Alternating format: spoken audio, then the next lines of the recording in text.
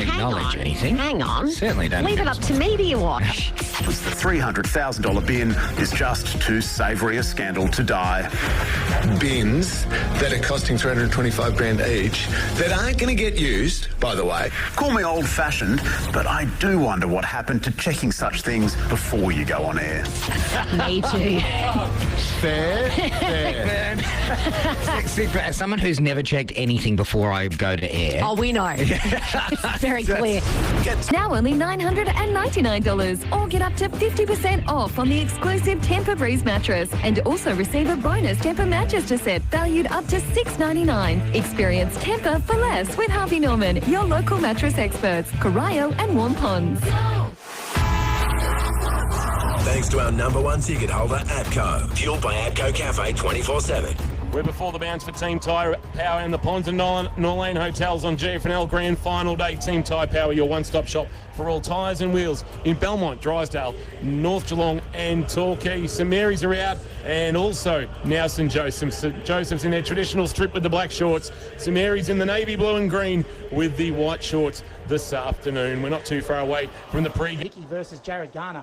Like, both have won 3 premierships. Both are the most experienced players out there, and I think the way they play and they lead and what they do out there today will help the younger players around them, and that's going to be a head-to-head. I think it's an intriguing one.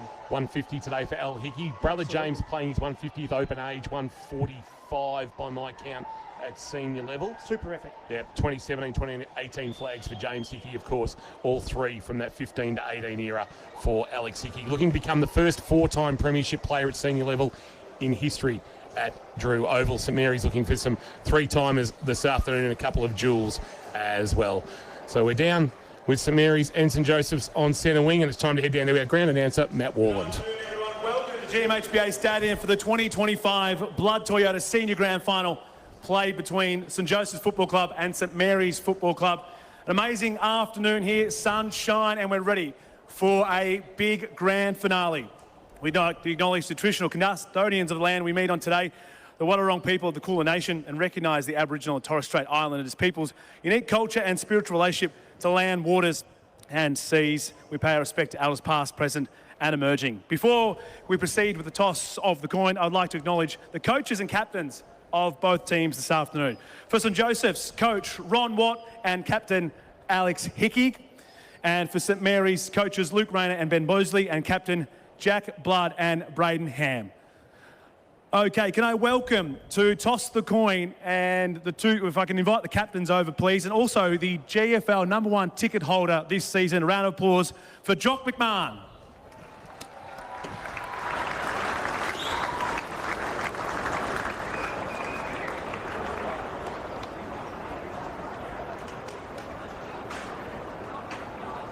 So Jock McMahon down there with the honours, who of course bleeds navy blue and green. He's put the penny into the air, and it has been won by St Joseph's have won the toss and will kick to the river end. The players stand in the first quarter.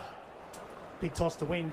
Big toss to win. If you're able, please now, could you be upstanding and join the players, coaches and umpires as we welcome Cameron Sheehan to perform the Australian National Anthem.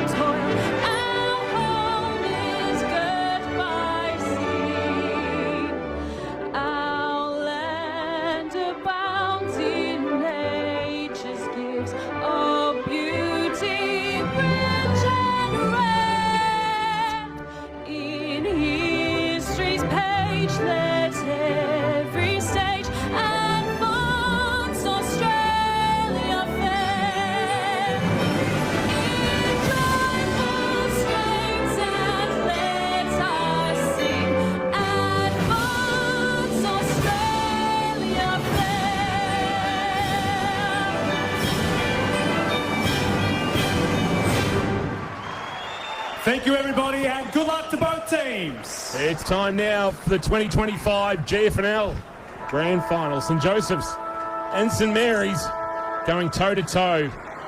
The old-fashioned arch rivals have been at it for just over 50 years when Joey's was formed back in the early 1970s out of the college.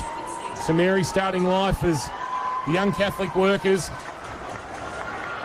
and they will once again do it on Grand Final Day. The fourth meeting on Grand Final Day, the first one back in 1989. Joey's winning their first GFNL flag. They did it in 17 and 18, and it was Joey's back-to-back. The Saints are yet to tip over the Joeys on Grand Final Day. As we go boundary side, Jane Birch and firstly Buzz Conway. Buzz, who wins and by how much this afternoon? I might ask Jack Nolan. I'll just have a quick word. Jack, how are the nerves first of all? So the knees just tweaking a little bit in the line? Mate, I'm not going to lie. I'm absolutely bricking it. Just so excited. Probably 10 other teams in the comp that would kill to be in this position. Breeze is on this breeze. Is it going to play any effect? Quite blustery. It's a bit round circles. He has to go to the huddle. Jack's going to the huddle. Winner and margin, Buzz. Joey's 2 goals. Thank you for that. Josh Conway tipping Joey's by 12 points. Bergie, where are you? I'm dead. Might just need to get you to... Sorry, I was down in the dugout with the umpire, so maybe that's not such a good move, Kirsch. That will be... you won't get great reception down there. Nah, so we'll have to move out of there. But I think in these pristine conditions, there's no wind to speak of. It's an absolute pearler of a day. I'm going to go with St Joseph's by 15 points. By 15 points. Thank you for that, Birchie. Goddings ground report. Johnson Voted Dealers, Tractors, Excavators, Mowers and more. Laurie Hill, winner and margin. St Joseph's by 15 points for Laurie Hill. Matt Dowling, winner and margin. St Joey's by 9 points. Jason Doherty. St Joey's by 8 points I was going to go, so there you go. St Joey's by 22 for me. Matt Kershaw for the last time in 2025. Swing your pendulum. Okay, in the positive column, the 4 column, St Mary's at 126 points ahead. St Joseph's in the defensive column, the plus 45. That's a swing off 81 points to St Mary's. If you divide that by the 18 games, Jace, it's 4.5 point win to St Mary's. But they've played more of the bottom teams than St Joseph's, so I'm deducting 75 points off them. That's minus 4.1 per game. That puts St Joseph's in front by a point by the pendulum scale. You wouldn't believe it, Jace. 1 point. Down to you, Josh Conway for Leopold Sporties. You've snagged a prime little spot down there in front of the dugout.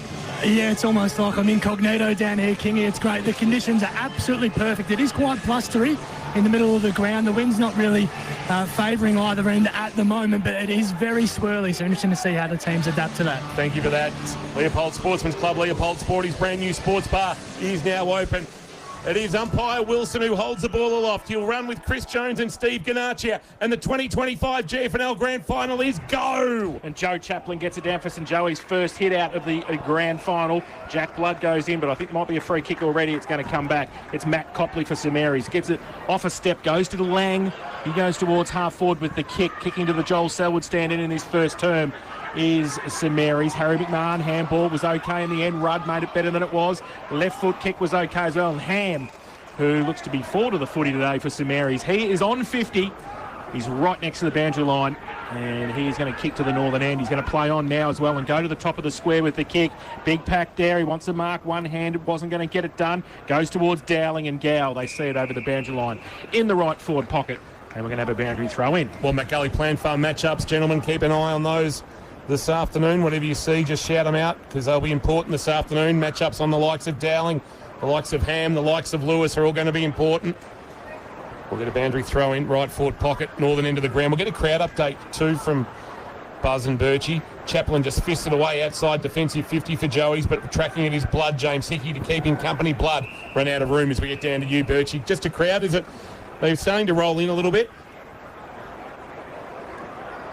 Sorry, I just had to make myself get myself into a spot where I could see, that the wing is pretty much full. There's a big crowd that's rolled in and it's continued to build, so that's fantastic. Ball from the boundary throw in at right half forward for St Mary's. Kick off the ground by Chaplin for St Joey's. He goes towards the outer side centre wing right in front of the red Hickey stand, and we're going to have a boundary throw in. Kirsch's going to sort each other out here at the moment, aren't they, both teams? Yeah, we did say that off air earlier, didn't we, Jace? We know that first 10 to 15 minutes is really hot. There's going to be a lot of tackle pressure. There's going to be some mistakes, so it's just who eases into this going better and who settles better. Hamish Burke on Paddy de Grande. It's a shallow throw-in, and Chaplin's picked up the loose footy, fires a handball to Betson. That's Keelan giving it back to Chaplin, and they'll go inside 50 for the first time. Joey's Keaton Rayner judged the best, but de Grande down low has taken a Hamlin hanger. I thought Keaton Rayner had got himself in the box seat coming off Hunter Lewis, but de Grande back with the flight in what was the old de Grande pocket. And have taken the mark. A Hamlin hanger contender and a shot at goal coming from about 20 out, just left of centre, for the ideal start for the men in red, gold and black. Oh, it's an ideal day. Both teams average about 18 marks inside forward 50, so it's a great start when you go inside and you take one early. Numbers for Kerr's hire, quality equipment for hire and sales. Paddy de Grande from 25 out has just snuck it into the left-hand goal post for the first of the decider. Opening quarter action thanks to Harvey Norman, Corio and Warren Ponds. Best brands, best range, best prices guaranteed at Harvey Norman. St Joseph's 1 straight 6. St Mary's yet to score as we approach 3 minutes played in this opening quarter. Matt Kershaw, Matt Dowling in the experts' chairs for the Sporting Globe. Well, it was the front of that stoppage of that boundary throw-in that was open. They walked through the front of it, and the two big fellas, Chaplin and Betson, they did all the clearance work and got the ball in transition inside forward 50. And if you get it in quick, that's what the bigs can do, Dowlo. Absolutely, spot on there, Kirsch. So back to the middle, umpire Ganachia has the ball. Umpires Wilson, Ganachia and Jones this afternoon controlling this big one at GMHBA Stadium. Chaplin and Hughes. Hughes gets it down beautifully to Jansen, who gets the kick away under pressure towards half forward. Getting across there, Sam Burke. Handball away, straight to Harry Smith and the don't argue as well. Umpire Ganachia comes in, says all okay. And we're going to have a ball up right half forward for St Mary's. About 65 from their goal.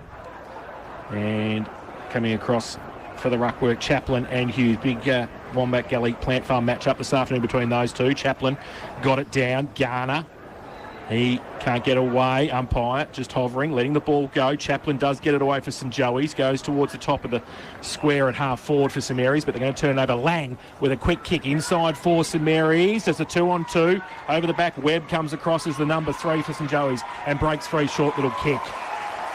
James Hoses marks. Former GD Rookie of the Year drives a kick to the wing, and coming up is Morrison to mark below our best seats in the house for APCO Cafe 24/7. A short ball. Edwards, strong hands, takes the mark in front of Lang, but just back of the wing for Joey's.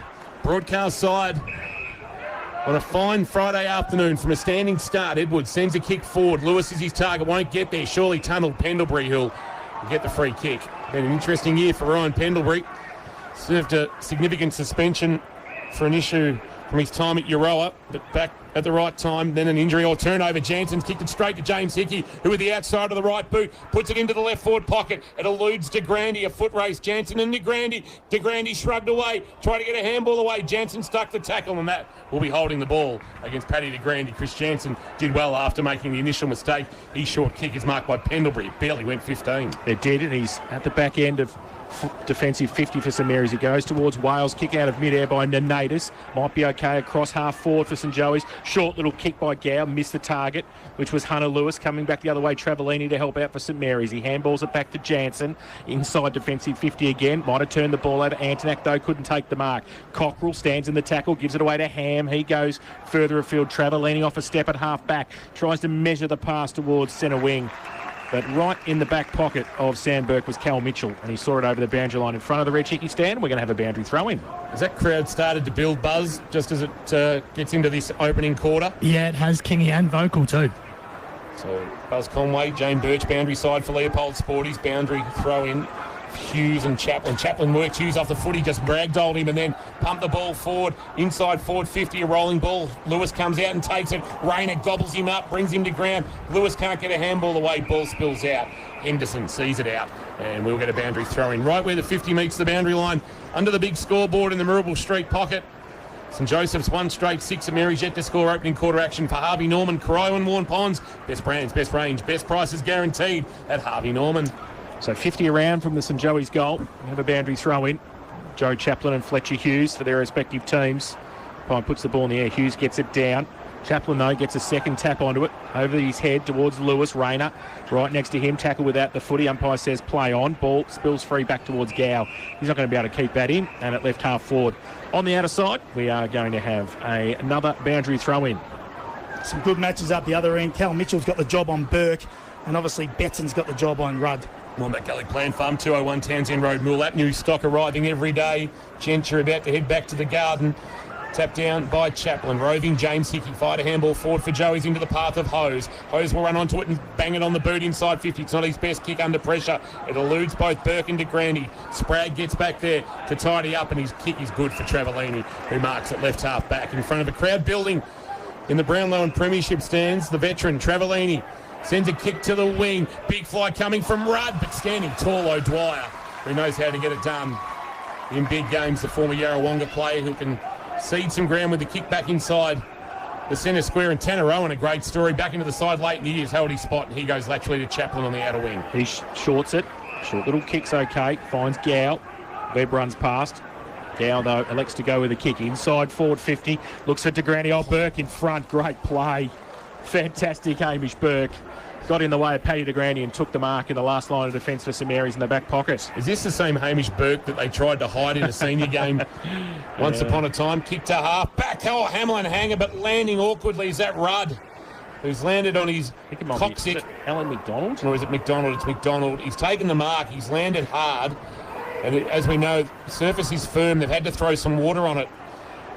Labelled a fast 3 by Gerard Griffin. He's just catching his breath, Ellie McDonald, and he's taken the mark at right half back, and he is on his feet now and potentially kicking to Jansen. Ignores that and will send it a little bit further beyond centre wing. Hughes, the target, couldn't complete the mark, although umpire says he might have been arm chopped. No, he did complete the mark. It'll be Hughes giving a handball off to Jansen. Jansen now from centre wing on the outer side, just kicks it blindly into the St Mary's forward line. There was two St Joey's players there. O'Dwyer was one. He's definitely Monday to Friday, so he gives it away to Webb, who he kicks it laterally. Harry Smith takes the mark in the back pocket. Broadcast side at the northern end of GMHBA Stadium will be called to play on now. Hasn't got much to kick to, so he's just going to go down the line. Does so now. Comes towards half back. Joel Edwards takes the mark and will play on quickly. Shuffle the ball towards centre wing. St Mary's players are plenty. Can they get the ball away from James Hickey? Or coming across, it just rolled out of bounds in front of Paddy Dowling. He couldn't keep it in. And right in front of Birchie and Buzz downstairs, we will have a boundary throw in. Best seats in the house thanks to APCO Cafe 24/7. Just keep an eye on Ryan Pendlebury, guys, for St John of God Hospital. It's come from the ground. Not sure if he's 100%. Hughes, a quick clearing kick after grabbing it out of the ruck contest. But Luke Webb, who had a massive clash in the Big Freeze game, he actually picked up the 3 Matheson medal votes that Sunday afternoon just across the way. In the long sleeves, you'd expect. Marks and then sends a kick for Kershaw to mark for the first time today. What about those boots? Kershaw sends it laterally inside defensive 50. Nenadis, what a good story. A bounce as soon as he takes possession. Now he just has to steady himself and kick, and finds Gow leading up to take the mark, the veteran. Tasted premiership success with Keroit in the Hampton League. He squares it back to Webb. Webb almost at the point of the square at right half back. Looks to set up play here for St Joseph's. His kick is a scything ball into the waiting arms of Oscar Morrison, but they're finding it hard to progress it. He'll send it along the line to Grandy, and that's a good strong grab in front of Hamish Burke. That's a great battle, that one. It's going to be a terrific one all day. Yeah, good Wombat Gully Plant Farm match-up this afternoon. DeGrandy goes inside 50 with the kick for St Joey's, punched away from behind. Edwards paid the mark.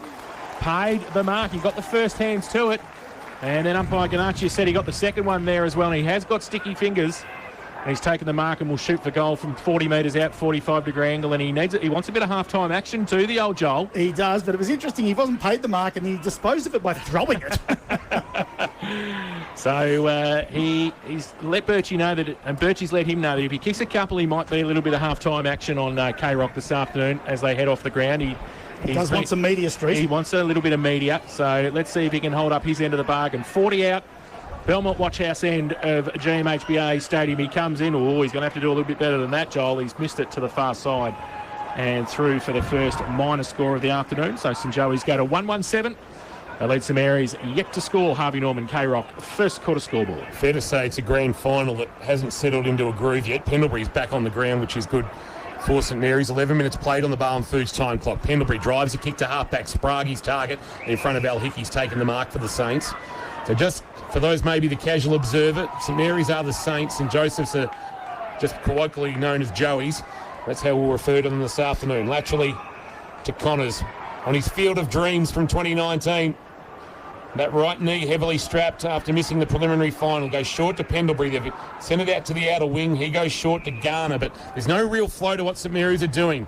A couple of bodies go down. Rudd and Betson in back play, nothing untoward there. A high ball to half forward. Copley sets himself. Gow over the top, couldn't mark. Little soccer by Harry Smith, and the ball will go out of bounds, and we'll get a boundary throw in at right half forward, out of side here at GMHBA Stadium. Opening quarter action for Harvey Norman, Corowa and Warren Ponds. Hope you're enjoying the call through KROC 955, FM 88, KROCfootball.live, and also AFL Barwon TV. St Joseph's 117, St Mary's yet to score. So boundary train right half forward for St Mary's, and Betson in the ruck against Sprague. He gets it down close to the boundary line, Cockrell, and gets wrapped up straight away by Keelan Betson for St Joey's. He's not going anywhere, and we're going to have a ball up. So in between wing and half forward on the outer side, just in the attacking side for St Mary's. Ball down towards Keelan Betson. Brother in there as well. Liam doing a bit of ruck work at the moment. The umpire will come in and have a Ben Casanelli secondary bounce. Ball up. Betson gets it down. Toe poke off the ground by Gow, and then he tried to rifle the ball away. He did so, and then had a bit of a fresh air shot, and Garner, rugby scrum style, saw it over the boundary line, and we will have a throw-in. 13.5 played. Barwon Foods time clock in this first term. St Joey's are 117. St Mary's yet to score. It is expected this sort of start in grand finals. I mean, any level is always that trying, testing, feeling each other out, contested style game. Ball hurled back into play just forward of the wing on the outer side for St Mary's.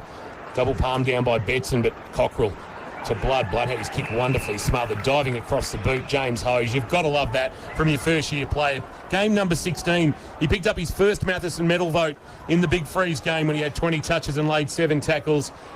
A few games for Sydney this year in the VFL. There is good things on the horizon for young James Hose from Bannockburn. Bannockburn royalty today as it's hurled back into play for Sprague and Betson. Betson, that's Liam, just back fisted it down, but Blood was first there, and then here's Bissett upon Betson, one of those, and over the top also was Keelan and Hose, and we will do it all again. True centre wing, outer side of GMHBA Stadium. Joey 7, St Mary's yet to score. First quarter of the GFNL Grand Final. Keelan Betson loses the ball, and the tackle comes back towards Harvey Ryan. Picked it up well, got it out wide. Bailey Cockrell on centre wing for St Mary's. Goes towards half forward. Al Hickey put a hand up, couldn't take it. Wales, he can't pick it up either. Harry Smith can. Ball, though, chopped off. Dowling, can he pick it up? No, he can't. Ham, he leaves it behind. Handball came out. Henderson for St Joey's. They go towards the centre of the ground. Oh, in the middle. Great mark, Joel Edwards. 3-on-1 for St Mary's in their favour, and Joel Edwards the only St Joey's player, and he took the Hamlin hanger right in the middle on centre wing on the outer side. He chips the ball back in, short to Joel O'Dwyer. He's a Monday to Friday, be careful. He just chips the ball. Oh! Al Hickey just got to him. It might even be just a Monday to Wednesday sometimes, Joel. Just on the Monday nights, I think. The skipper thought about going back to Joel O'Dwyer. He then goes long towards centre wing with the kick. Big pack there. Kershaw comes from the side, can't take the mark. Off the pack, James Hickey got it back. Kershaw got the handball away, only as far as Copley. Pendlebury in the phone box, got it outside to Ham, still on centre wing for St Mary's. Back to Rayner, under pressure. Handball's going to get chopped off. Good play, Cal Mitchell. And he saw it over the boundary line, and the heat's starting to go up a little bit here, Kersh. Absolutely, seeing some bodies crash. You know, a couple of handballs, that's just pressure. You know, it's they're lob ball handballs. They're just under pressure, transferring pressure. That's what grand final footy's all about. So it'll be hurled back into play right in front of Boz Conway for Leopold Sporties. Boundary side with Jane Birch today. Tapped down in the ruck by Edwards, and it'll go back towards the boundary line. In fact, it's Chaplin and out. Birch, you're just having a look inside the St Mary's dugout there. What are you looking at in terms of injury for St John of God Hospital? Yeah, Braden Ham just made his way off and was a little bit uncomfortable, pointing to his neck or upper back region, so he's getting a little bit of an adjustment there from the physio down here. Thank you for that. Boundary throw in Chaplin and Hughes again. Hughes will win the footy at the front of the pack. Gave it to Garner. Garner gives it up by hand. Jansen's been busy outside of the right boot. Finds the Myrtleford product. Wales fires it to Jansen. Jansen just shimmies at 50. Confronted by Nernadis. Got a handball away on the bounce to Garner. Back to Jansen. Outside of the right boot. Finds Sam Burke.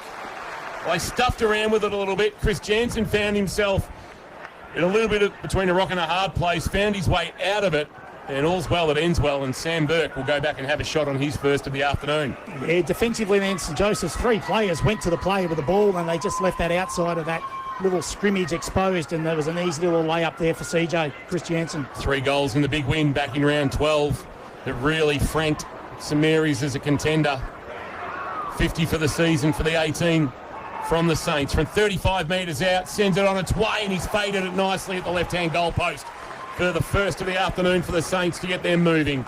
First quarter action on K-Rock Football, thanks to Harvey Norman, Corio and Warren Ponds. Best brands, best range, best prices guaranteed at Harvey Norman. St Mary's 1 straight 6. St Joseph's 117. Our experts this afternoon, Matty Kershaw, and with the aid of Matty Dowling. What I'd be really most impressed with if I was coaching St Joey's at the moment is the way that their 3 talls are working, or if their 3 key forwards are working together at the moment. So Edwards has been coming up the ground. He's taken 4 contested marks already, but Morrison and De Grande are also working really well together. Sporting Globe, Eat Drink Sport, Rory Street, Geelong. Hunter Lewis is in the middle for St Joey's. He got the ball out to Gow. He gets it too as the kick was smothered though. Harry McMahon just sort of shuffled the handball out really to Cockrell. Now the ball goes further afield, close to the boundary line. Henderson can't keep it in. And it will be out of bounds for a throw-in. In front of the best seats in the house, thanks to Epco Cafe 24/7. Right on centre wing, broadcast side here at GMHBA Stadium.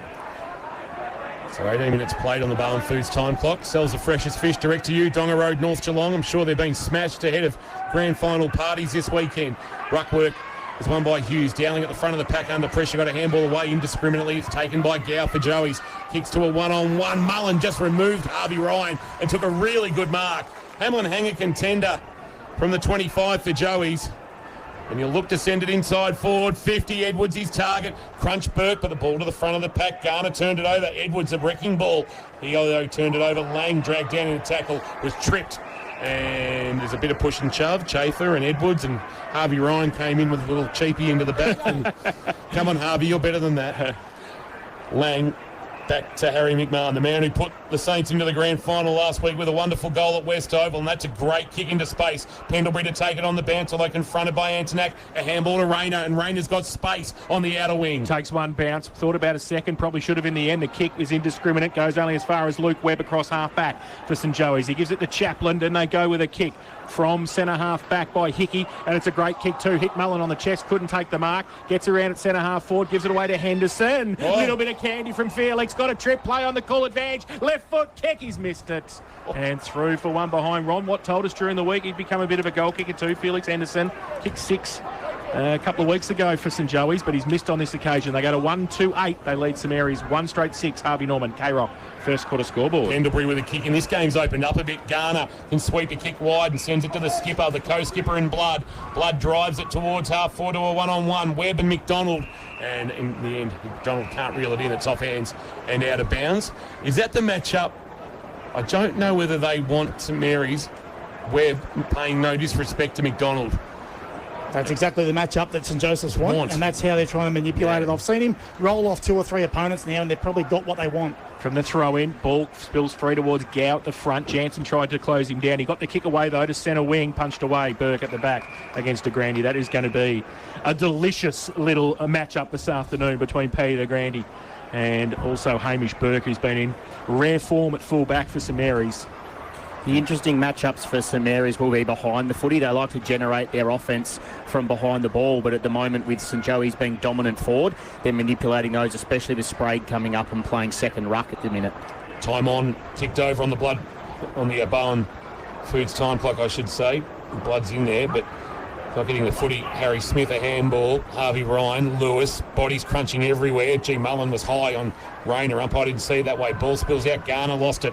Snap around the body by Lewis of Joey's. Kick inside 50. Hamish Burke is spoiled, but knocked it back towards his defensive goal. And it's going to open up for Oscar Morrison out of fresh area. And despairing dive from Sprague has knocked it into the behind post, into the goalpost, I should say.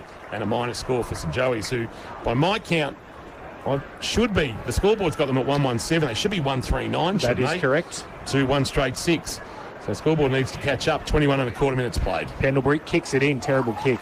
Turned it over. He had 2 St Mary's players there and turned it straight over to James Gow for St Joey's. In between wing and half forward. He spears the pass in. It's a good kick too and finds James Hickey, who has taken the mark 50 out from goal. And it's a true 50 here at GMHBA. There's no mucking around. There's no 40s or 45s. It's 50. So it's going to take a good kick. Southern end of GMHBA Stadium, a chance for St Joey's, second of the afternoon in time on. He plays on now. Oh, he gives it. That's a wedge. That is a sand wedge, Nelly, but it's a great pass. Fantastic pass to Mitch Chafer. He was the only bloke who actually went for the mark in the end, and he took it 20 metres out directly in front and will put St Joey's second on the board. There was only one person in this whole stadium that thought James Hickey could kick that, and that was James Hickey. That was the worst lob wedge I've ever seen. Yeah, that's even if it's your distance, you got to kick it from 52. So Mitch Chafer, 20 metres out, directly in front, goal. Puts his first on the board, second for St Joey's. They go to 2-3-15. They lead St Mary's 1 straight 6. Harvey Norman, K-Rock, first quarter scoreboard. Best brands, best range, best prices. Guaranteed at Harvey Norman. I was about to say, just prior to that sort of bit of play before Schaefer bobbed up, the key forwards for St Joseph's are doing a really good job, as Dowlow pointed out. It's the smalls that were getting a little bit too far up the ground, and they weren't there at the fall of the ball. They need just to restructure a little bit and stay home. Maybe just 1 or 2 of them, not all 3 or 4 getting up the ground. But Schaefer was in front, and like you said, he was the only one who went for it at that time. So 9-point lead. If you're listening here inside the ground, you'll see that the margin's 8, but it is 2-3 to 1 straight. Hughes won the tap down. Blood through the contest. Ripped up by Hose. Got a handball away. Bartolo we haven't called yet. Trying to dive on the footy. Blood over the top. Locks the footy in. And near the edge of the centre square on the eastern side of the ground, we'll get a ball up. Umpire Jones puts it into the air for Hughes to win the tap down. Ball will bobble towards Gow. Got a handball away, but Hughes has stolen it. Quick release, the rising star. Gave it off to Ham. Ham a handball to Jansen, who's been busy early on his non-preferred left. A kick inside, 450 for the Saints. A ball that pitches and bounces, but can't be reeled in by Liam Betson. And a boundary throw-in in the right forward pocket. At the Northern, or Joel Selwood stand into the ground, and what a nice touch. That if the Cats are to win tomorrow, Carroll Football Live from midday, he'll present the Premiership Cup to Chris Scott and Paddy Dangerfield. So the ball about 40 around from St Mary's goal. Late stages of this first term here in the GFNL Grand Final. Hughes gets it down, hits Harry Smith on the shoulder for St Joey's. Ball still in dispute. Dowling, Paddy got it. A little left foot kick out of the corner of his eye. Burke, Betson was right across the middle of him. Tap back towards Blood. He can't pick it up. Webb's against him, coming in Copley. Third man in for St Mary's. He bobbles it up, and about 40 out from their goal. We'll have a ball up. It was well defended then. It was a low bullet in. Ball up. Tap one by Hughes, roving by Keel and Betson, but going nowhere. So he's held up by Copley and Ham. And we'll do it all again. Umpire Wilson putting it into the air. Hughes grabbed it out of the ruck, jammed it on the boot. Quick snap. It will pull to the left and go through for a minor score. There's Fletcher Hughes. Finds it behind. The first of the afternoon for the Saints, who moved to 1-1-7. Joey's at 2-3-15 as we approach 25 minutes played in the opening quarter on the Barn Foods time clock. Sells the freshest fish direct to you. Donga Road, North Geelong. Luke Webb plays on from fullback for St Joey's. Kicks towards halfback. Looking for DeGrand. He can't quite take the mark. Ball spills free through the middle. Chip Connors dropped the footy. Good tackle, Jack Mullen, opposite 25s there, and Jack Mullen at half-back for St Joey's. How will Jack Mullen go if he kicked a goal today? Oh, wow. Gee whiz. Especially if it was to really bury the game or similar. Oh, short little kick. Let's get his kicks right first. It comes back to Mullen again. He can't pick it up, and then he's held off the footy. Umpire says play on. Harry McMahon tried to pick it up. Now Connors again in there for St Mary's. Tap back by Chafer. Got it away to Antonak. Under pressure, but his head ripped off. Matt Copley. He's played too high! Nachos! What's happened there? He was paid holding the ball. Oh, he's had a mare. He's had a mare. At 50. In about the same spot that the ball hit Nachos in 2019. Didn't hit him hard enough. So Matt Copley, who got Louis Antonak high in the first place. If you're watching on AFL Barwood TV, you will know what we're talking about. Oh, and 50 again. So there's 100. James Hickey has stood on the mark, and he has turned around and gone, "What? I didn't say anything to umpire Ganache, but Nacho's heard something." He's not happy Collingwood are out of the grand final, Nachos. Hasn't been a great... He's a bit stinky. Hasn't been a great month for the umpiring fraternity. And Matt Copley has put through his first goal and the second for St Mary's. And they go to 2-1-13. They trail St Joey's 2-3-15. Harvey Norman, K-Rock, first quarter scoreboard. Just seeing if we can rotate him, but... Goodness gracious. Just back to the decision, though. He didn't duck. Did he try to duck? No, he didn't try to duck at all. He got his head ripped off. we don't have the luxury of the replay, but goodness gracious me. And if he had a duck, fair enough, but he actually rode the tackle well once he picked up his head and put it back on. But ball into the air. Liam Betson doing the ruck work against Hughes. Hughes winning the tap down. Cockrell can't extract it because Keelan Betson's keeping him company, and we'll get another stoppage. Just to the western side of the centre circles. Tapped down by Liam Betson, roving by Jared Garner. Kick was partially smothered. Al Hickey was clean. Tried to loop a handball over the top to Edwards. A quick release, missed its target. Pendlebury jammed it on the boot, went about 3 metres. And then Al Hickey, rather James I should say, pulled it wide. Looking out there for Henderson. Neither he nor Lang could mark. Henderson first recover. Tapped it to advantage. Looped a handball over the top. Morrison tried to give it back. But Henderson zigged when he probably should have zagged. And the ball's gone out of bounds.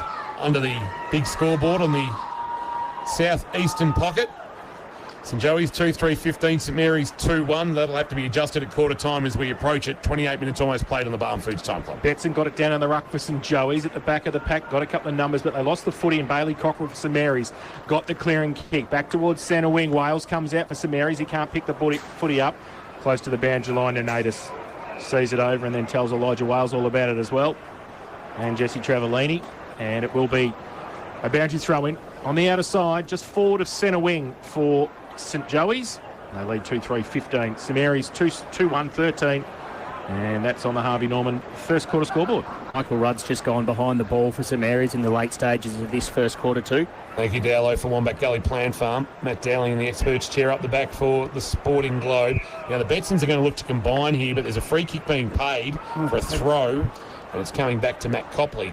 So Matt Copley kicked that goal. It was his first of the season. He's only played now the 8 games due to injury. A long ball towards half forward. Hughesy's target can't take it on the juggle. It was knocked away by Liam Betson, and it goes out of bounds. We'll get a boundary throw in. 28 3/4 minutes played on the Barn Foods time clock. And the Harvey Norman Crow and Warn Pond scoreboard showing St Joey's 2-3-15, St Mary's 2-1-13 in a game that just hasn't hit any great heights, save for a 100-metre penalty. Boundary throw in. Hughes gets it down on centre wing towards Cockrell for St Mary's. He is going nowhere in that tackle. James Hickey comes in, as does Keelan Betson for St Joey's. Puts the double tackle on, so we're going to have another ball up. Hughes gets it down, goes back towards Liam Betson, got the hands free just to brother Keelan. Coming the way, Jansen, Hughes, St Mary's, 1-2 handballs. Now Garner's handball was okay to Ham. Normally good in this situation, left foot kick over the top, gets to a bit of time and space. McDonald runs back with the flight of the footy, can't quite keep it in the left forward pocket. It runs away from him just as he was trying to get a bit of speed up. And we'll have a boundary throw in the left forward pocket, northern end of GMHBA. Can't be far away from quarter time with just the 4 goals kicked, and we haven't had too many delays. About 5 metres around from the left-hand behind post. It's hurled back into place. Mary's in attack. Sam Burke doing the ruck work against Chaplin. Out the back, Wales, a little socket into the right forward pocket. First there will be Mitchell, looking for his 3rd flag this afternoon for Joey. He's outside of the right boot, kicks, and he puts it out on the full. He got good purchase on that kick. Who would be most happy with where the game's at right now, Kirsch? Probably St Mary's, I'd say. They've, St Joseph's had some real good looks at it inside forward 50, whereas St Mary's have been a little bit rushed inside forward 50. So, I reckon St Mary's would be pretty happy that they've kept them to 2-2 or 2-3. Lang with the footy will run around the man on the mark in Henderson and then drive a kick from 70 metres out into the right forward pocket. Copley was the unlikely marking target, couldn't complete the mark. Ball at the front of the pack, taken there by Keelan Betson. He's turned it over. A handball. Ham on the left boot has put it out in the full. Was always working against him there, Braden Ham, to be able to get the snap that he wanted on it. And then it'll be a free kick in the left back pocket. And it's Josh Nanatis who'll take it down there for St Joseph's.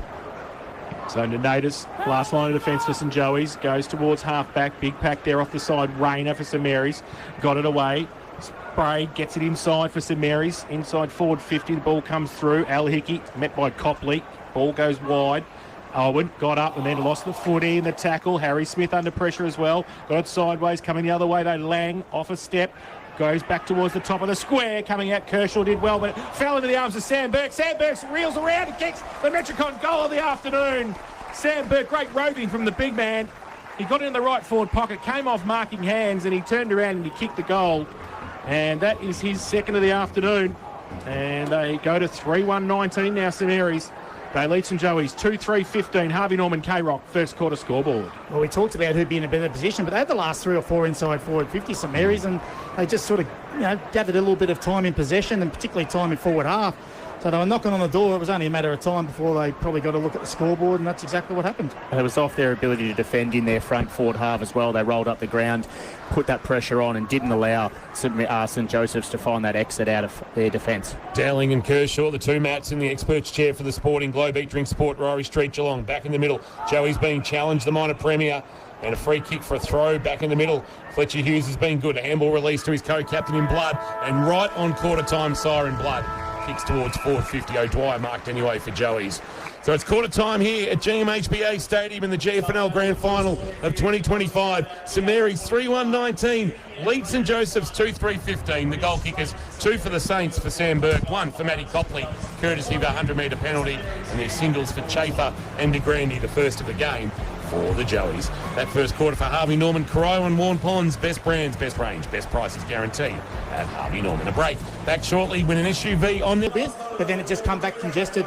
St Joseph's are just coughing the ball up a little around the stoppages, and they've got 1 or 2 players going to the ball carrier at one time, and there's a couple of ball hunters, whereas St Mary's are just sweating on the mistake on the outside, and they're actually got some really good shape on the outside of stoppages at the moment, and they're getting them on the outside, and that's where they're going to have to tighten up St Joseph's and be a little smarter around the contest. Thank you for that, Kirsch. Just some key numbers you're keeping an eye on? Yeah, look, everything's equal. The score's equal. The inside 50s are 11 apiece. The marks inside forward 50 are 3-1 in favour of Joey's. Intercept marks are 2 apiece, and clearances are 10-9 to Joey's. So the game is still really where we started from, except St Mary's are a couple of points ahead. Key numbers for Kerr's higher. Josh Conway is down boundary side for Leopold Sporty, standing near Ron Watt. Not sure whether you're going to get Killer for a quick couple of words, or just Josh Nunadis actually for a quick couple of words. Down to you, Buzz. You've got the 32. Yeah, just sprung it on Josh. Apologies, mate. Just firstly, Alex Hickey, I just saw he got you in before Ron spoke to you. What was that messaging all about?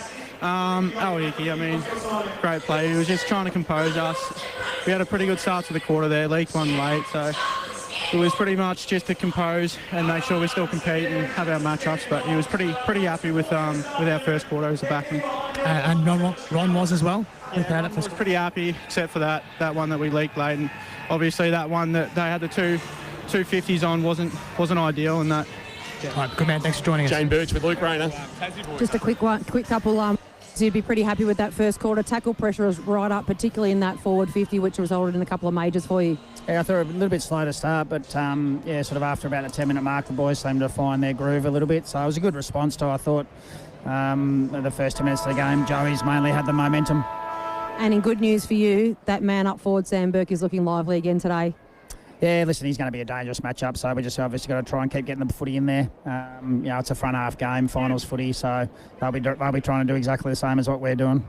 Good luck. Thanks for joining us. Second quarter, thanks to Sheen Panel Services underway. The ball's at half-back with Charlie Lang. It is for St Mary's, who gets it wide to Ryan Pendlebury. Left foot kick towards centre wing. They're attacking the southern end in this second term, St Mary's, the Belmont Watchhouse end, as we traditionally call it on K-Rock football.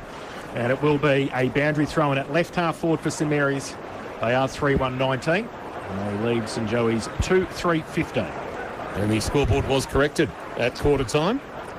Always correct in this box, Tom. Never in doubt. Never in doubt. Chaplin and Hughes the backhand to the front of the pack. Jansen to track it. Pressure from James Hickey. Wins it back for Joes. Gives a handball to Gow. Gow from a standing start. Pumps it towards right half forward. Looking for Lewis. Trying to turn his man Rayner inside out. Also appealed for a free kick at the same time. He's multitasking. Lang flicked it away. Out the back, Rayner and Pendlebury looked at each other, and then Rayner went and got it, gave it to Pendlebury, who fumbled. Time to recover. Lang a quick release. Gave it to Rayner. Rayner a short kick to Ham, who took on the bounce. He flicked it to Jansen. Jansen gave it to Ham. Ham will run away and give a handball to Fletcher. Fletcher from a standing start. A high ball inside the centre square. Dowling shifted O'Dwyer off the footy. O'Dwyer got a fist on it. And then Dowling found the loose footy but got wrapped up. And we'll get a ball up. That was all very frenetic, but it wasn't very tidy, Kirsch. No, there's a couple of signs there that St Mary's are still trying to get that extra number around the stoppage. Blood tried to tap it on from the ruck contest across half forward for St Mary's. Rudd comes up to meet Harry Smith. Copley in there as well. And this time too high different umpire, different interpretation, and umpire Wilson finds it. And a free kick to Harry Smith at half-back for St Joey's. He goes wide, dangerous kick, coming back. McDonald did well. Front on contact, said umpire. He's a bit, umpire Nachos is... well, it's his day too, Jace. Yes, well done. So Hickey's going to take the free kick at half-back for St Joey's. Can't forget that, it's their grand final. Game 150 for Al Hickey.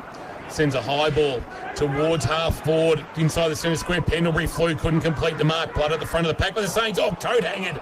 Old-fashioned by Morrison. There's no difference. And then Blood, centre kick, took the advantage and just punted it forward but poorly. And Al Hickey marks once the corridor, finds Chaplin. Sun shining nicely here on GMHBA Stadium. Kick wide to Mullen, who marks on his chest, just forward to the outer side logo. Jack Mullen will love a goal on grand final day. Bangs one long inside 50. Hunter Lewis has got away from Rayner. The bounce is okay. What can Lewis conjure? He snaps around the body. De Grande, his target, couldn't mark because Pendlebury judged it best. Standing tall, the veteran takes the mark. 25 from his defensive goal for the Saints. 19 plays 15 on the second quarter. K-Rock Sheen Panel Service scoreboard. Win 10K just by repairing your car at Sheen Panel Service. T's and C's apply. Short to Jansen, and then he goes short to Blood. The skipper goes towards centre wing. Oh, Luke Webb comes across the back. Takes the mark, just plucking it out of the air, Luke Webb on centre wing. Kingy, the sun might be shining, but we've got a few spots of rain down here. Oh, Birchie. No, that's not good for Goddings. So we'll keep an eye on that through the second term. Now Kershaw, little right foot kick inside, forward 50. Coming out, Burke put the pressure on De Grande. Ball spills free. Holding the ball, said the umpire. Didn't the ball come out? Come out. Okay, no, we're just going with it then. Yeah, Free kick, okay. Hamish Burke. Here's a handball off to Ham. Ham at left half back. Sends it long towards half forward, looking for a fly and a mark from Burke. Won't find one. Copley tried to knock it on, but it was stopped by Liam Betts, and he gave a handball to Kershaw. Kershaw snaps around the body. De Grande had to play spoiler on Hamish Burke, who would have never had on his bingo card at the start of the season, Hamish Burke, that on a grand final day he'd be manned up on one of the most dangerous forwards in the competition and duly rewarded with the Team of the Year selection. Absolutely. De Grande be worried about playing on him because he had such a solid season. So a boundary throw in. St Joey's just into attack at half forward. Chaplin and Hughes. Hughes got half a hand to it. Falls to the front of the pack. Through the middle. Keelan Betson running the wrong way though. Get wrapped up by Cockrell. He got the handball away but lost it for 40 metres. It goes backwards. Rudd for St Mary's against Cal Mitchell. Kept it in front of himself. Michael Rudd needs some help. Got some. Cockrell just tried to kick it off the ground at half forward. Got it somehow to McDonald. Got it back to Cockrell under pressure. Left foot kick around the corner. Inside forward 50. Copley has it on the boundary line. Handball over his head. Missed the target, which was Sam Burke. Webb comes into him. Ball spills free. And it will be a boundary thrown in a left forward pocket for St Mary. There's a rainbow over Geelong Race Club and over Breakwater. This is unbelievable. We've got sunshine here and a rainbow. Maybe rain's ordered that too. Out to the east. It is raining, just drizzling really lightly down here. It's bizarre. For Goddings, thank you, Birchie. There was talk of a thunderstorm, but we've got footy to call, and out the back will stop being James Bunn. Here's Liam Kershaw banging it on the boot towards right half back for Joey's. Morris in front position, had it knocked away from by Sprague. Handball by Lang, Cockerell, handball to Jansen, 49 from goal. Chris Jansen has pulled it badly to the left and just snuck it in for a minor score. In the first score of the second quarter comes 5 minutes in on the Barn Foods time clock. Sheen Panel Service K-Rock scoreboard, St Mary's 3-2-20, St Joseph's 2-3-15. So Luke Webb is going to kick it back in for St Joey's. Off the personal Twitter, it's raining in Highton, so there you go. It's not far away from GMHBA. Short little kick by Webb in. He's okay. Finds Al Hickey. Thought about the handball back to Webb. Elects, though, to just hold the ball and go further to another Hickey. James is out there. Gets him at half back. Plays on now. Goes with a right foot kick towards centre half forward. Getting back there to Lang. Read it the better. Charlie Lang did well. Short little kick inside to Jansen, who's had a fair bit of the footy this afternoon. Chris Jansen. He wants somebody to come at him. He goes towards Dowling. He's going to have a couple on him. Dowling goes up over the back. Webb reads it the better as always, Webby. And 50 as well. Matt Copley got right in the way of where that mark was going to be taken. And Luke Webb's going to come down and towards the middle of GMHBA Stadium. Just struggling efficiency-wise going inside forward 50. Chaplin the target, and he's taken Hughes forward. And Chaplin actually spent some time forward earlier in the year, but also during his time in the Waffle last year, worked on his forward craft. having come as a defender up from Tassie Kirsch, and that's good forward craft. Absolutely. I mean, he plays different roles at VFL as well at Geelong, so he can play that variety. And I thought Fletcher Hughes had a shot out of the ruck. He got one out of the ruck in that first quarter, and I thought he was just gaining a bit of confidence with his one-on-one with Chaplin, but Chaplin just a little bit too smart there. This to pull the lead back for St Joseph's. Joey Chaplin, 10 goals this year from 8 starts. Coming in. That's a real mung off the boot. That is the old-fashioned moved everything bar his bowels on that kick, Ben Casanelia style. And the margin is 4. 3-2-20 St Mary's. Joey's progressed to 2-4-16 on the second quarter K-Rock Sheen Panel Service scoreboard. Jason, 10K just by repairing your car at Sheen Panel Service. T's and C's apply. Drysdale and Ocean Grove. So Charlie Lang plays on from fullback for St Mary's. Comes broadcast side towards Hughes and Chaplin. They go up. Hughes, second, third effort, can't take the mark. Mitchell tried to give the handball away. Then he got wrapped up. That's holding the ball. Dropped it. Good tackle by Paddy Dowling and also Fletch Hughes helping out. And Paddy Dowling at half-back for St Mary's. He's going to chip the ball short to Garner. Takes the mark. Right on half-back for St Mary's. Handballs it away to Dowling. Not sure that right hamstring's pretty good for Garner, but we'll keep an eye on that. Ball over the back. Comes to Rudd. Has to be quick. That's too slow. And James Hickey got him. Came out of the sprinkler head and got him and caught him. And we'll take the free kick at half-back for St Joey's. James Hickey's 150th open age game this afternoon. His brother playing 150 at 2 o'clock. Of James's 150, 145 have been in the first 18. A long ball, Edwards with a run and fly, but Burke got in the way of spoil. That was Hamish. And Lang's happy to see to the boundary. What is he doing? He was always coming in! Insufficient intent is the decision. Almost knocked it into the waiting arms of Buzz Conway. Who's down boundary side for Leopold Sporties this afternoon. Chafer from the interchange gates sends it, looking for Lewis to fly. Sure, it's a free kick against Lewis. And landing awkwardly is Harvey Ryan, and he's in a little bit of trouble for St John of God Hospital. He got opened up big time there. Down to you, Buzz, as you keep an eye on the number 5 who... Yeah, he's writhing in pain, just getting to his feet now, which is a good sign. I heard Jace mention Jared Garner. Certainly looks like he's lost his explosiveness. He's got his right hamstring or quad heavily strapped. Nick Connors also with that knee injury, his right knee heavily strapped as well. Ryan from inside defensive 50. Brings it towards the broadcast wing. Rudd trying to set himself. Went through the hands of Keelan Betts, and Rudd did the roving. Knocked on by Blood to Garner. Garner a handball take on the bounce. Wales for the Saints. Gives it to Jansen. Pulls the kick towards half forward over the head of McDonald. Luke Webb brought it to ground but couldn't take the footy. McDonald did well in a one-on-one. Spun out of trouble. Handball to Rudd on his preferred left-hand side. A high ball inside 50. Dowling in best position marks. Push. Oh, it's a push. Oh! It's a push. I thought he'd done that pretty well, to be honest. O'Dwyer. The kick to Hickey. That's Al giving a handball off, and Kershaw's away with a couple of bounces on the outer side. Yes, takes 2 bounces, then wheels the ball back in. Beautiful kick to Joel Edwards. Handballs it away in the middle of GMHBA Stadium to Cal Mitchell. Had to go back on the right foot. Didn't really hit a target, going wide. Close to the boundary line to Grandy. Traps it. Only handballs it away as far as Harry McMahon, who gets the kick back towards Cal Mitchell on centre wing by himself, and probably a good... Well, he can keep it in. It didn't roll out. So Joey's a bit of time on centre wing. Got a couple of players there. Nenadis had to get around. Just got the handball away. Antonak. Oh, just with a torp, if you don't mind. Gets inside 50. Terrible, really, forward entry. And Hamish Burke takes the mark for St Mary's. Handball off to Pendlebury. Pendlebury short, and Harry McMahon has marked it. Left half back. No goals in this second quarter that's now gone 10 minutes on the Barn Foods time clock. St Mary's still lead by 4. Not a great kick for Harry McMahon. Wales asked to do a lot. Wrapped up in a tackle, and that will be holding the ball against Elijah Wales. Ooh. Louis Antonak says, give it to me, and I'll quickly want to get on with it. Runs around Wales, who hadn't got to his feet. Puts it into the pocket for Edwards. Went through his hands, couldn't mark. Could spoil maybe from Sprague. And we'll get a boundary throw in. Edwards puts his hands in the air as if to say, was there an arm chop? Was there a push? Was there something to give me a shot at goal? And I found out during the week, I thought Joel Edwards was a natural left footer because he looks so natural. He does. He's a right footer. He's a right footer. Yep. I know the Edwards clan have made the trip down from up north. Him and Darcy Lang, you don't know. The old Frank Foppiani style. Boundary throw in right forward pocket for St Joey's. Betson.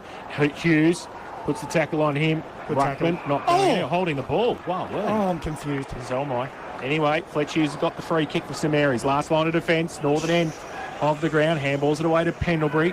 He goes with a short little kick. Wants a lead coming up. It's okay. Bartolo takes the mark at defensive 50 for St Mary's. So Luke Bartolo, who's had a great season for the Saints, he goes with a kick now and goes towards the top of the forward 50 for St Joey's. They've turned it over now, coming the other way. Chaplin inside 50, getting across here, across 50. Lewis coming at Connors, handball to Rayner, got some support. Hamish Burke thought about the handball, thought about the kick. That was better. He puts it into space for Dowling to reel it in casually with the left hand. We'll get to Birchie in a moment. I see Braden Ham's back out there, which is good news for the Saints. Kick towards half forward, but standing tall, Cal Mitchell, the veteran. Turns and kicks quickly the Tasmanian, although the kick for Henderson just beyond his reach. He was able to find it at ground level. Got away from McDonald, then drove a kick towards right half forward. Burke and de Grande. Burke needs to keep it in front of himself. Played it beautifully, but the handball was errant. Opens the door for Edwards. Edwards through traffic. Left foot kick. Sees James Hickey all alone at left half. Bounced perfectly outside of the right boot. Chafer zigged and then zagged, and that confused James Hickey, although the turnover might come. Connor's kick went through a couple of Joeys. Edwards didn't take possession. No free kick. O'Dwyer, handball out. Chance here for the Saints. Blood inside 50, and Sam Burke is marked, and Joeys have gone from having a shot to turning it over and allowing the Saints to have a crack at goal. Burke's 50 from goal. He thought about going back for the kick, but he actually goes towards the pocket. Blood gets back there and takes the mark and gets a little bit of treatment from Luke Webb as well, and Fitty. So this is going to be a certain goal for the co-captain. Luke Webb can't believe it. Nacho's right on the spot, and it will be a goal to Jack Blood. There's a bit going on there. Going on in the middle of the ground in that transition. So Jack Blood, southern end of GMHBA Stadium, couple of steps, puts it through, his first of the afternoon. And St Mary's go to 4-2-26. They lead St Joey's 2-4-16. Sheen Panel Service, K-Rock, second quarter scoreboard, the experts share. Thanks to the Sporting Globe Geelong. Eat, drink, sport.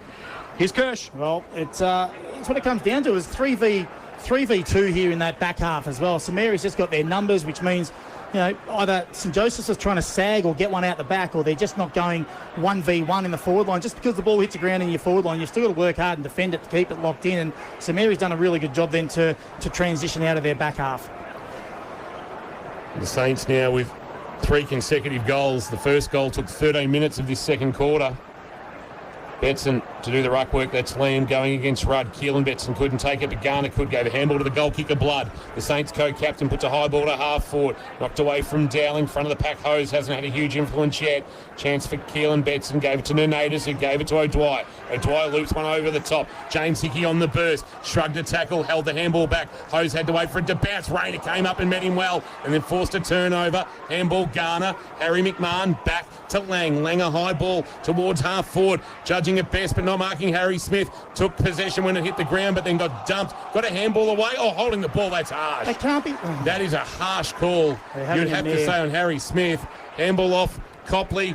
Harry McMahon, and now Dowling at right half forward. Dowling off a step, goes to centre half forward with a kick over the head of Alan McDonald. Goes towards Cockrell. It doesn't sit for him though. Coming the other way, Tanner Owen for St Joey's.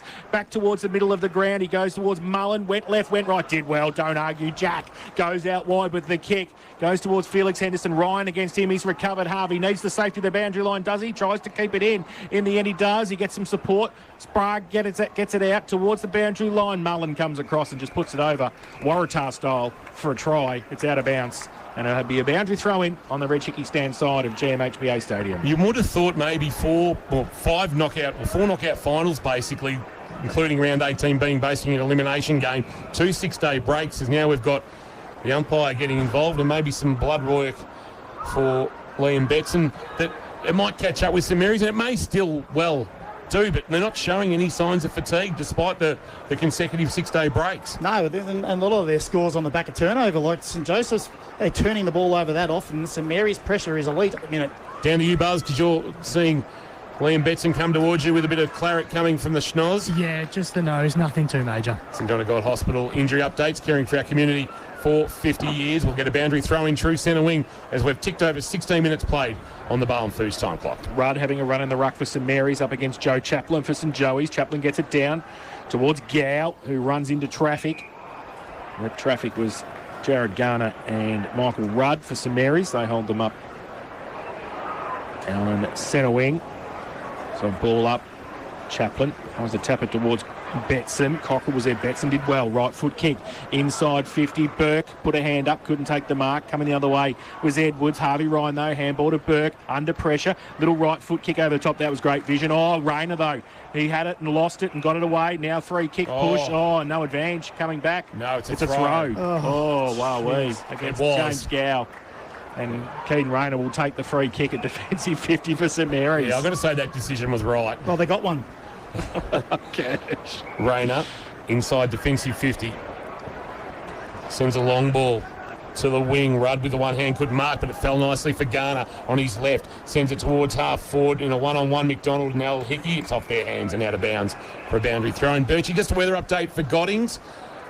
Yeah, that little drizzly rain has now cleared and sun is shining. Beautiful conditions. Had the rainbow a little bit early. There's some dark sort of skies out towards the east. We are expecting some rain, but maybe not too much here at GMHBA Stadium. Boundary throw in into the space. Gow knocks it to himself and then drives a long ball to a one-on-one. Edwards just shifted Lang off the footy. Ball got out the back. He can get it on to Morrison. The handball will get there eventually. He's in traffic. Handball, Chafer loves this situation. Mitch Chafer on the left-hand side finishes to kick his second. And the margin gets pulled back to 4. Geez, they made hard work of it, St Joey's, but they've finally got their first goal since Chafer kicked one at the 22-minute mark of the first quarter. We've gone 18 in the second. And St Joseph's on the second quarter. K-Rock Sheen panel service scoreboard 3-4-22. Trail St Mary's 4-2-26. You could have argued that Edwards gave away a free kick there on Lang. I was about to say that, Kingy, the way the game's going, I'm surprised it wasn't. But the difference was that St Joseph's won the clearance, one handball only, no pressure, got the ball into a quick one-on-one, and then they got the numbers on the run. So a bit of a different style of play there from St Joseph's, and they didn't turn it over. Hughes got it down to Jansen, but he threw it away to Blood. He tried to get a handball away, but it was good pressure from James Hickey, who then gives it away by hand to Joey Chaplin from the free kick. Gets it inside forward 50. DeGrande, Edwards. They come at it, the two big fellas. Lang's there as well at the back. Pendlebury handball. Keep an eye on Hamish Burke behind, down on his haunches. Oh, Travellini. The ball ripped out of his hands. That's holding the ball. Free kick, Tanner Owen. Pressure's turned a little bit. They've just picked it up, St Joseph's. They have. Putting the pressure back on St Mary's. Tanner Owen will take the free kick. 50 from goal for St Joey's. He chips the ball. Morrison doesn't take the diving mark. The handball comes back. Pendlebury off the step. Gives it away by hand. Bailey Cockrell tried to go to the outside. Owen got a hand to it. Dowling got it away out of bounds. Couldn't keep it in, Paddy. And at right half forward for St Joey's, we're going to have a boundary throw in. 19 and a quarter minutes played on the Barn Foods time clock. GFNL Grand Final action on K-Rock 955, KRockFootball.live, and hope you're enjoying the call if you're watching through AFL Barn TV this afternoon. A shallow throw in. Hughes will be first here. Grabs it out of the ruck. Tries to loop a handball to Dowling, but missed him. And it'll go back out of bounds for another throw in. No excuses for shallow throw-ins today. There's no wind. Come in a couple of metres if you have to, son. We've had a couple. And these are the best of the best when it comes to it's questionable. The boundary umpires. Kirsch can't just have some fun. Chaplin on the tap down. He'll do his own roving and then he'll bang it on the right boot. A high ball inside 50. Edwards worked off it by Pendlebury. Couldn't complete the mark. Edwards at the front of the pack. A high left foot snap. Back with the flight. Morrison. It'll elude him and go through for a minor score. And the margin is 3. Joel Edwards trying to make things happen. He's second behind of the afternoon. St Joseph's now 3-5-23. St Mary's 4-2-26. Sheen panel service. K-Rock second quarter scoreboard. Win 10K just by repairing your car at Sheen panel service. T's and C's apply. Harvey Ryan plays on from full-back, comes towards centre, or half-back looking for Lang. It's over his head at the back of the pack. Owen for St Joey's. Back towards centre, half-forward, coming out Jansen. Read it the better for St Mary's. Took the mark, inside defensive 50 for the Saints. He goes short with the kick towards Blood. He takes it at true half-back. He chips the ball further afield. Bartolo handball to Jansen just behind him. He had to wait for it. He got it away though to Cockrell under pressure. Dangerous coming the other side. Henderson. He got the handball away. Bartolo. They've turned it over though. Coming Copley just went the man, not the ball. Handball came out the back. Dowling. Nonadis gets into him as well at half forward. He goes bang! And umpire Nacho says I'll ball it up. So ball up 50 out from goal. St Mary's 4-2-26. They lead St Joey's 3-5-23. 21 played in this second term on the Barn Foods time clock. And when he went bang, Paddy Dowling, I think he's got some claret Birchie as we go down to you. Another blood rule for St John of God Hospital. Oh, yes. Nice one. Yeah, he does have a little bit of blood. I'm just trying to pick up. Out of his schnoz, I think it's coming out of his nose. Yeah, I can see it dripping. Thank you for that. We'll get it thrown into the air, right half forward at the sponsor's logo. Hughes won the tap down. Gow to track the footy. Will send a kick towards half back inside the centre square. In fact, over the head of Lang and Edwards. Lewis tried to work Ryan off the footy. Pendlebury out the back for the Saints. Handball to Lang. Lang to Ryan. St Mary's to go inside forward 50. A long ball. It's a 2-on-1. Sam Burke trying to get a run and jump at the footy. Couldn't mark, but was able to keep it in front of himself. Can he pick up the footy? He does. He gave a handball on the up to a teammate who was under pressure immediately, Michael Rudd. And 35 out from the Saints goal. Attacking the southern end in this second term.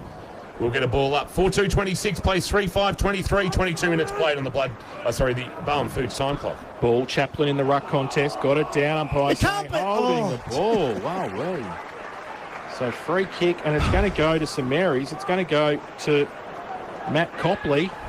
And umpire Jones just remonstrating with Joel O'Dwyer to say he brought the ball down, tried to handball it, don't know. But anyway, Copley has got the free kick. 30 out, 45-degree angle at the southern end. And will shoot for his second of the afternoon. The rain's back too, gents. Oh, for Goddings, thanks, Buzz. We'll just keep an eye on that. It is getting a bit dark across the other side of GMHBA Stadium as we look at it.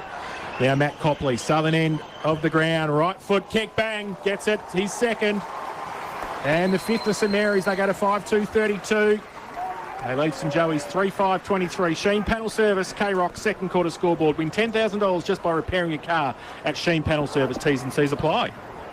I just reckon St Mary's are potentially leaving some opportunities out there as well. Like if I was coaching St Mary's, I'm really telling them to try and open up this ground and change angles with their ball use. They're getting pushed into one side of the ground and tending to just stay on that side of the ground. If they can open it up, they're going to be able to spread St Joey's defence and have an opportunity to potentially score a little bit more freely as well. Matty Dowling there in the experts chair for the Sporting Globe. Eat, drink, sport, Ryrie Street, Geelong. Hughes to go out in the middle against Chaplin. Chaplin winning the tap down. Gale the roving. Gave a handball to Hose. Hose a handball to Keelan Betson. He fires it wide to Kershaw. Kept his width well on the half-forward flank and then turns and kicks. Wants Morrison. Big spoil by Sprague. Sends it out of bounds and we'll get a boundary throw in at right half-forward. St Mary's 5-2. St Joey's 3-5. Joey's have added a goal. St Mary's have added 2 in this second quarter. A 4-point lead at quarter time. Now 9 to the good of the men from across the way at Anthony Costa Oval. So a boundary throw in, right half forward for St Joey's. Hughes and Chaplin. We get to the front of the pack. Chaplin will do his own roving work again. Gets around easily on the right foot and drives it inside forward 50. De Grande got a couple in front and centre from Antonak. His kick was smothered up the chimney. Burke comes at it. Big thump away for St Mary's. Nenadis went through the pack, left the footy behind though. Harry McMahon handballed it out the back. Jansen, little right foot kick was okay. Speared it towards McDonald. He took the mark at half back for St Mary's. Ellie McDonald, one of those talented youngsters that's come on in leaps and bounds. Game number 18 of the season. They've played 22. Long ball. It's going to clear both Mitchell and Rudd out the back. Wales might be first onto it. Kick 3 in the clash at Drew Oval early in the year. Can he kick one here? Left foot dribbler. Left foot dribbler is an absolute jaffer. Metricon goal of the day contender. He loves a goal, Elijah. Tight in the left forward pocket. He dribbles one through. Metricon goal of the day from Elijah Wales. And St Mary's are out by 15 points. 6-2-38. Plays 3-5-23. And just when you thought momentum had changed, Kirsch, bang, bang, St Mary's go and drag it back before half-time. Well, go back to their defensive 50. They've got that number again at the back of the stoppage because all St Joseph's players want to come in and converge on the ball rather than just playing your role and be 1v1 and make sure you got some shape on the outside. St Mary's is just easy to clear the ball every time it goes inside forward 50. You're not supposed to be able to do that on your left foot in the left forward pocket. That was sublime by Elijah Wales. Hughes gets it down in the middle. Jansen. Now Morrison having a run in the ruck for St Joey's. Garner. McMahon put the tackle on. He actually put a saddle on him at Moonee Valley. He still got the ball away though, and he got it inside. De Grande. He took a diving mark. Second one for the game from Paddy. And he'll shoot the goal from 50 out, slide angle for a quick reply for St Joey's. Oh, there's no ifs or buts, is there? You have to kick this. They have to put this through. Got to stay in touch a little bit. I know it's only 15 points, but in the game, in the context of this game, it's not going to be high scoring, and 10 goals will probably win it for you today. 26 minutes played in this second term on the Bowen Foods time clock. Paddy de Grande, he's kicked one this afternoon. And he's seen a fair bit of GMHBA Stadium this year as well with the Cats VFL. He comes in, out to the right, 50 out from goal. Bang! And has missed. So 1-1, his personal tally. 3-6-24 now, St Joey's.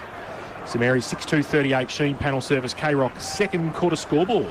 So inaccuracy hurting the Joeys. They've had one more scoring shot. Well, really, they've had the same amount because there's a rush behind in there from earlier in the contest. Pendlebury with the kicking duties into the right back pocket. How many times have we said Pendlebury with the kicking duties on K-Rock footy, and it hasn't been Ryan? Into the right back pocket for Lang. Played in the grand final with Finley last year, a losing one. He'll flirt with the boundary line and buzz Conway, and there's no mark taken as it's up the hands of Hughes and also Rudd, and we'll get a boundary throw in. Right below our best seats in the house, try Dimmy Jaffel today at Apco Cafe 24/7. We'll have it hurled back into play. Could not get a better vantage point to call local footy than here at GMHBA Stadium. Hughes and Morrison. Hughes front position in the sunshine. Won the tap down. Crunch. Gow came in. Put the body on. Might have hurt himself. Actually, Tolman, he might have hurt himself in laying that bump. Just into his feet now. Donatus gives a handball off. O'Dwyer to half forward. Edwards slipped over to Grandy through his hands. Mullen a fumble. Time to recover. Outside of the right boot with smart play. Kick inside forward 50. Rayner crunch. Edwards a big tackle brought him to ground. Ball up 40 out from goal. And there's a little bit of a fracas and a tete-a-tete taking place. We'll get a ball up about 40 out from the Joey's goal. They need one before half time. So ball up. Chaplin goes up, gets it down, falls towards Keelan Betson. Hose for St Joey's. Gave it away to Betson again. Right foot kick up the chimney. Across the face of goal. Kershaw's out there. Rudd's there as well, close to the boundary line. Rudd saw it over. In the right forward pocket for St Joey's, we're going to have a boundary throw in. We've played 28 minutes in this second term, close to half-time here at GMHBA Stadium on the Bowen Foods time clock. We're going to have a boundary throw in. St Joey's trail by 15. They have it deep into their forward 50 at the northern end of the ground. Boundary throw in. Short again. Goes towards Betson. Jansen wraps him up. He didn't have to put the saddle on quite as much as Harry McMahon did before on Betson, and we'll have a ball up. Still about 25 out from the St Joey's goal. 28.5 minutes played on the Bowen Foods time clock. Ball into the air. Tapped down maybe by Chaplin. Trying to get it away. Did so. Betson quick snap out of the pack. It was a throw by Chaplin that found Keelan Betson. And a free kick to Jack Blood. Or is it Jared Garner? Either or. It'll be Blood. Searching for his third premiership as a player. After playing in the 19 and 22 successes. From inside defensive 50. He'll bang a long ball towards half-back. Out of sight in the sunshine. The spoil away by Liam Betson. Nunatus' kick was good. Coming up, Antonak took the mark on the chest. Gets back quickly off the mark. Needs to find something. They've rolled numbers back, St Mary's, including Rudd going back behind the footy. Antonak drills it, looking for Edwards to fly, but it's a well-judged mark, and there is that man. A saving mark as he's taken plenty of through this final series, Michael Rudd. And they will go to half-time. The elimination finalist. They had to win in the final round just to come in to September action, and they might go away. Stadium St Mary's have just emerged, but it has got dark here after brilliant sunshine through the first half. The weather has changed. Do they have the capacity to turn the lights on? I don't know whether that was in the budget or not, and that's why they probably kiboshed the idea of a twilight grand final, because of the cost of turning the lights on. Now, Kirsch, you've had a little bit of a win today, I believe. Your shout for dinner tonight, am I right? We all have. Well done. Local butcher with his horse and a little bit of mail. Thank you, Andrew. Well done. Good work. Gamble responsibly, Absolutely. as we always say. You rolling that into somebody else tomorrow in the sprint, I hear? Maybe just have a little look at All right, someone gentlemen. tomorrow. Importantly for the Sporting Globe, Kirsch and Dallow, with this weather turning and going to no doubt impact the contest, get a bit slippery out there, the ball will get heavy.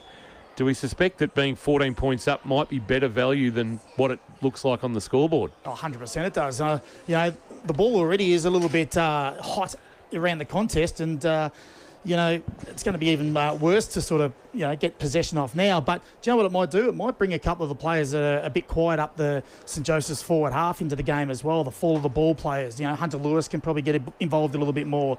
Jack Mullen with the fall of the ball. So it might bring them into it a little bit more, Darlow. Yeah, and that's what I wrote down. If I was coaching St Joey's, one of the things that I'm talking about to those players is to restrict the ability of St Mary's to intercept mark in their D50. Just got to bring the ball to ground, and then these conditions are going to help those smaller players get good balance of that fall of the contest and maybe that's your avenue to be able to get the ball in your hands and some more scores on the scoreboard. Umpire Jones with the ball in the middle of GMHBA Stadium.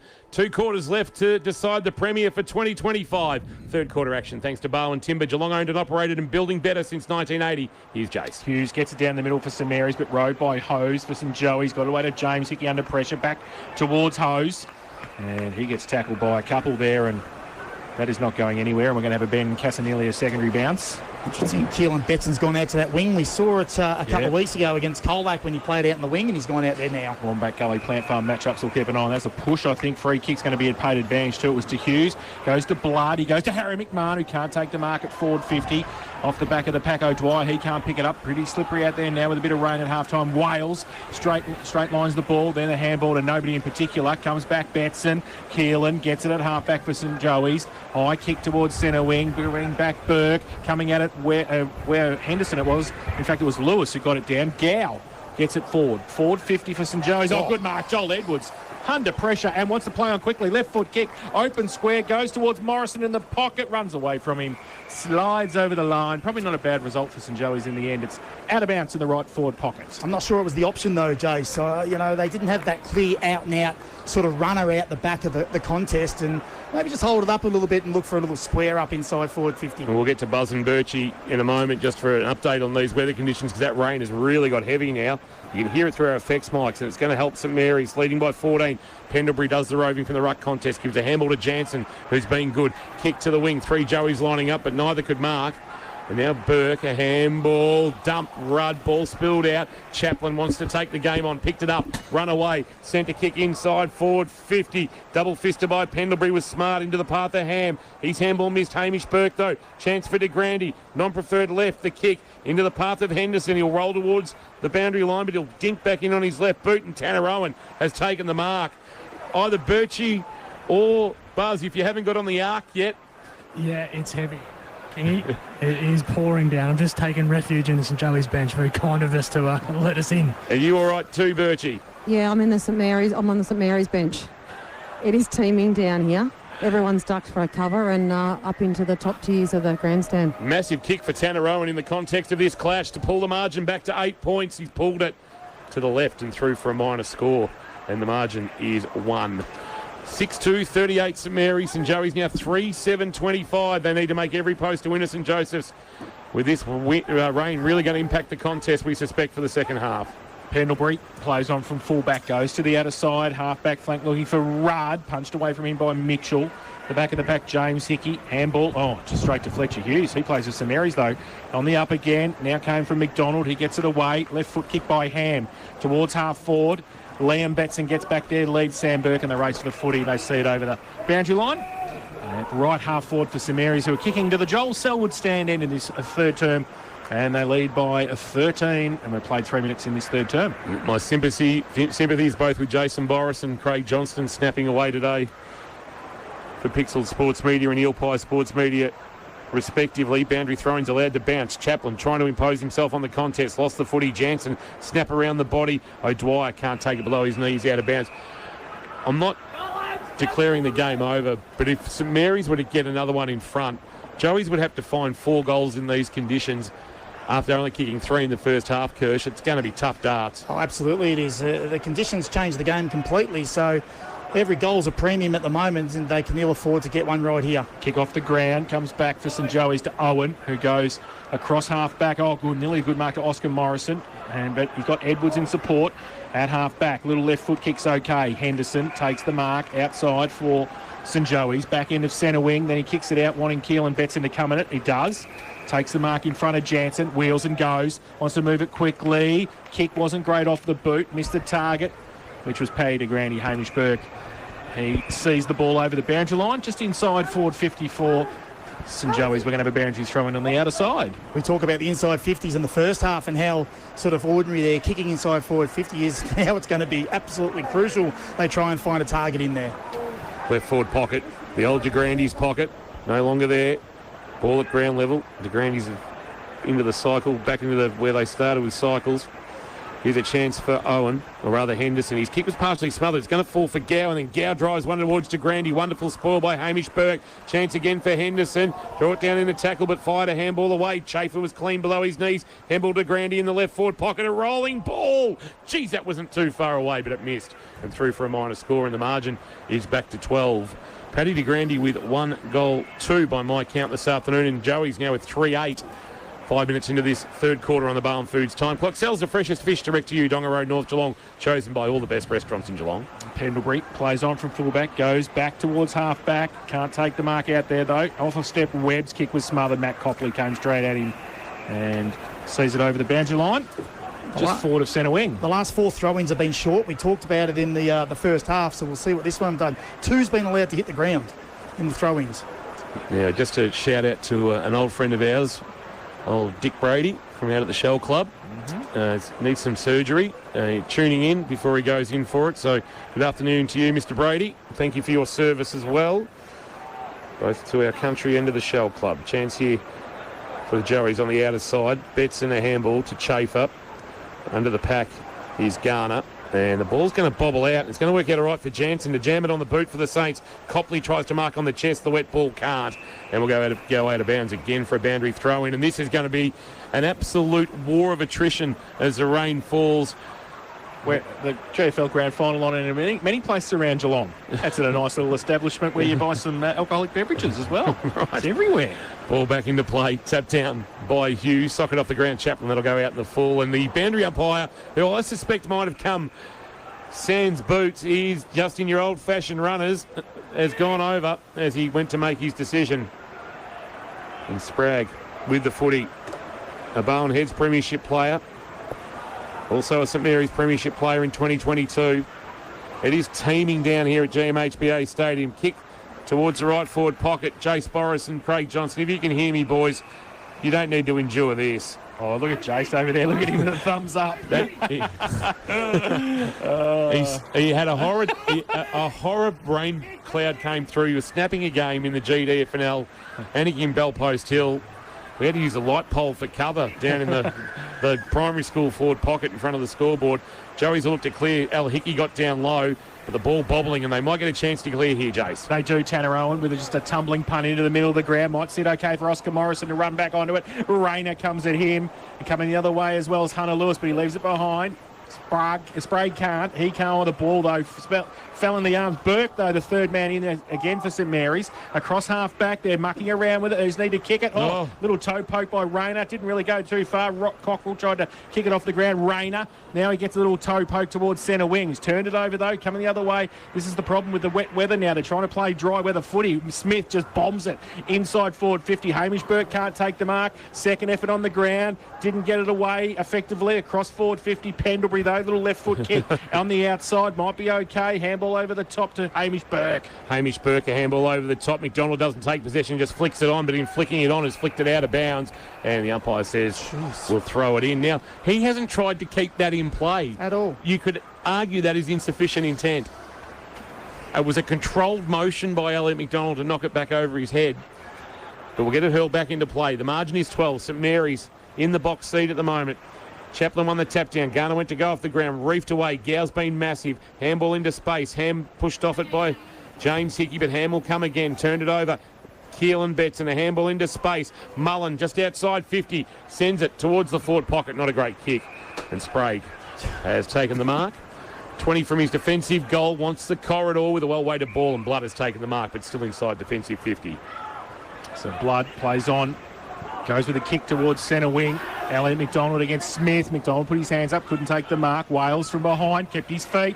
Might be able to get away. Can he get through the traffic? Kick off the ground. Soccer style. Rudd picks it up. Handball towards McDonald, who kept going at half forward. He handballs it further afield. Travellini right on 50. Open goal square. Jesse goes for goal across the face. Harry McMahon gets there. Punched away defensively. Good play by Joel O'Dwyer and saw it through for a rush behind to St Mary's.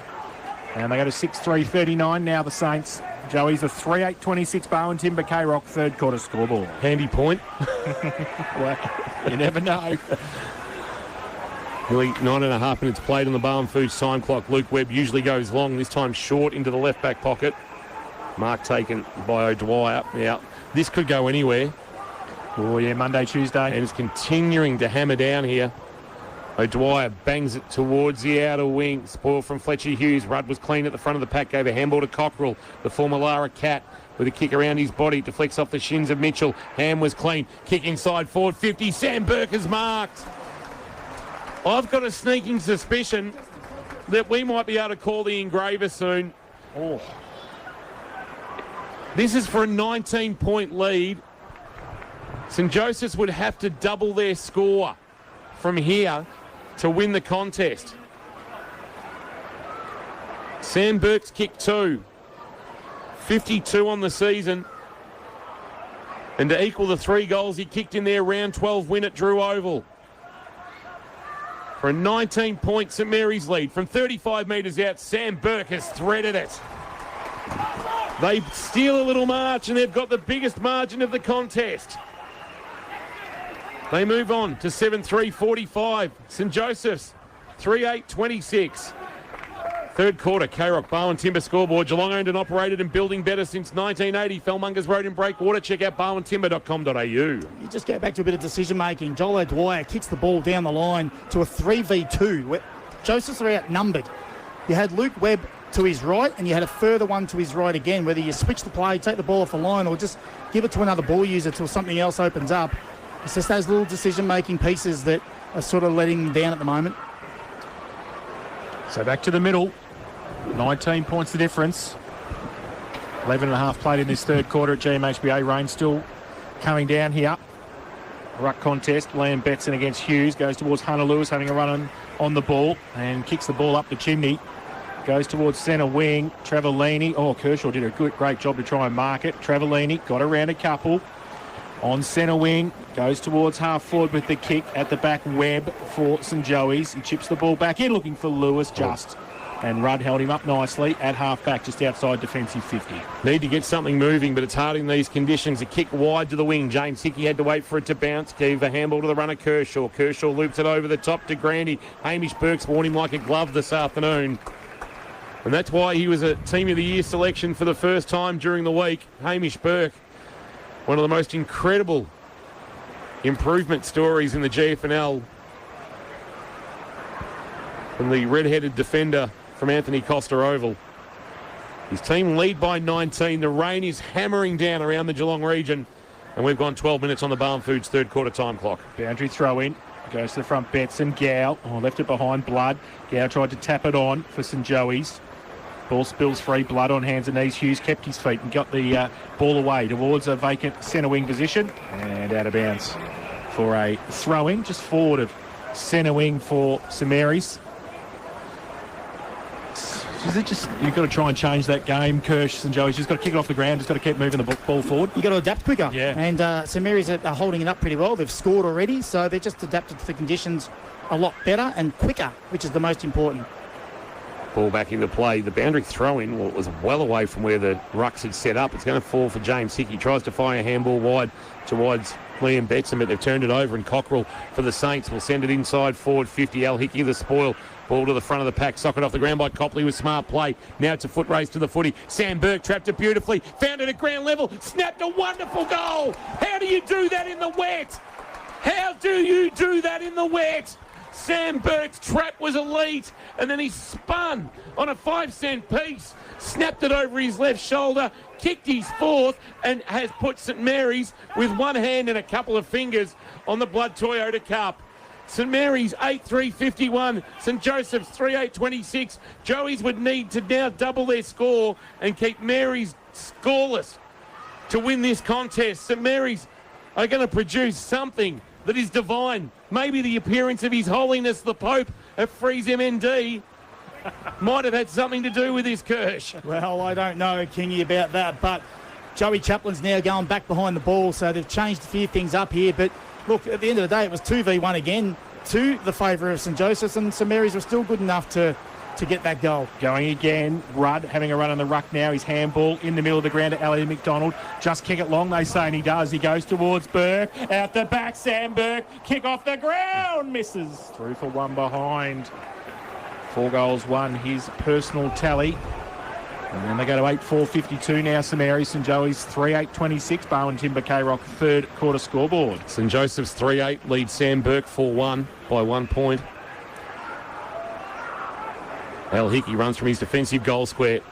Sends it towards half-back. Edwards to fly from behind. Was able to force a spoil. Antonak off the front of the pack. A handball. Hose just couldn't take it cleanly. Socket it forward. Tried to run onto the loose footy again. Couldn't. Cockrell put his head over it. Edwards got down low.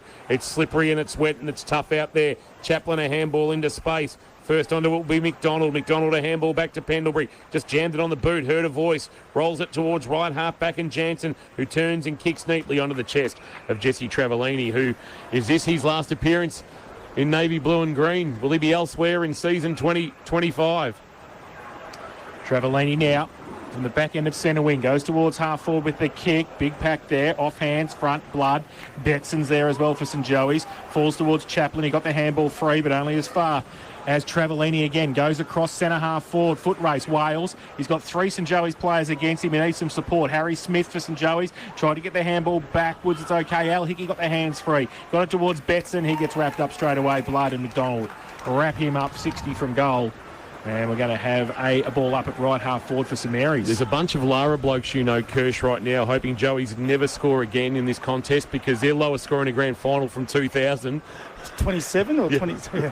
Ball from the ruck contest in the middle. Oscar Morrison can't take the mark. Antonak tracks it. Rayner against him, pushed him off the footy.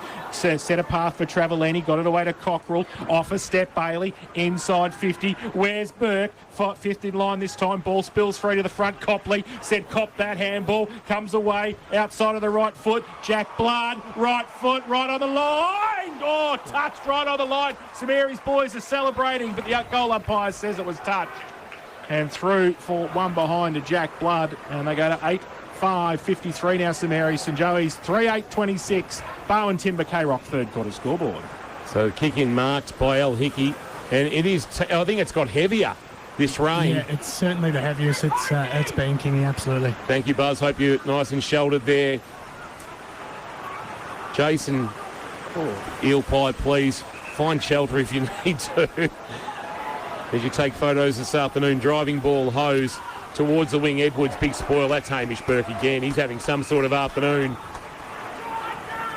In conditions like these, performances like Hamish Burke come into Frank Foppiani medal contention, and this may be the heaviest we have seen it this year.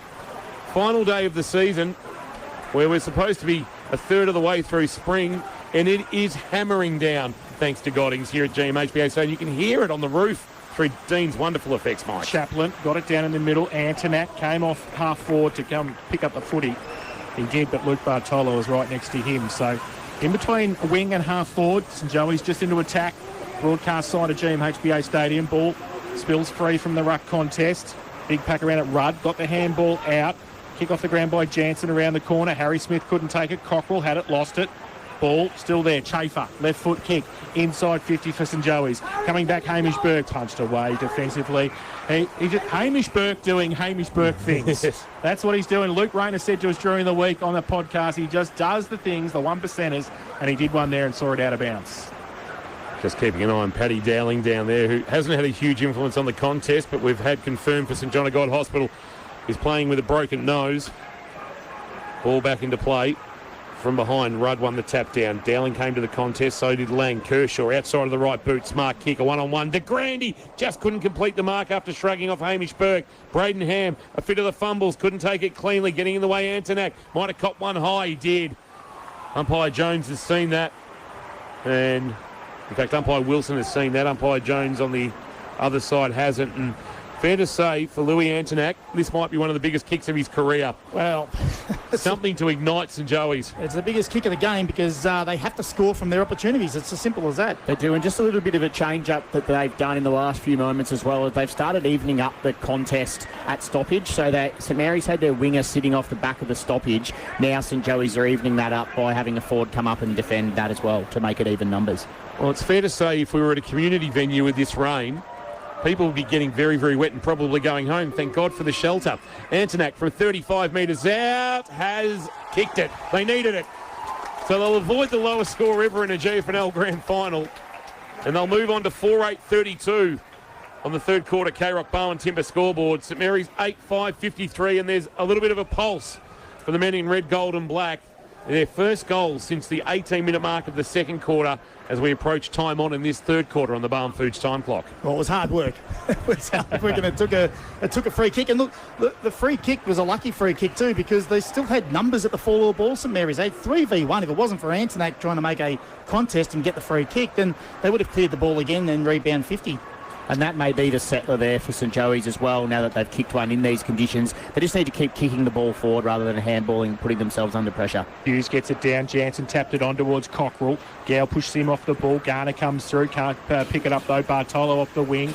Gow against him. Just get out of my way, says James Gow. Left right foot kick towards centre half forward and goes across towards De Grande. Can't pick it up. Coming the other way, Pendlebury.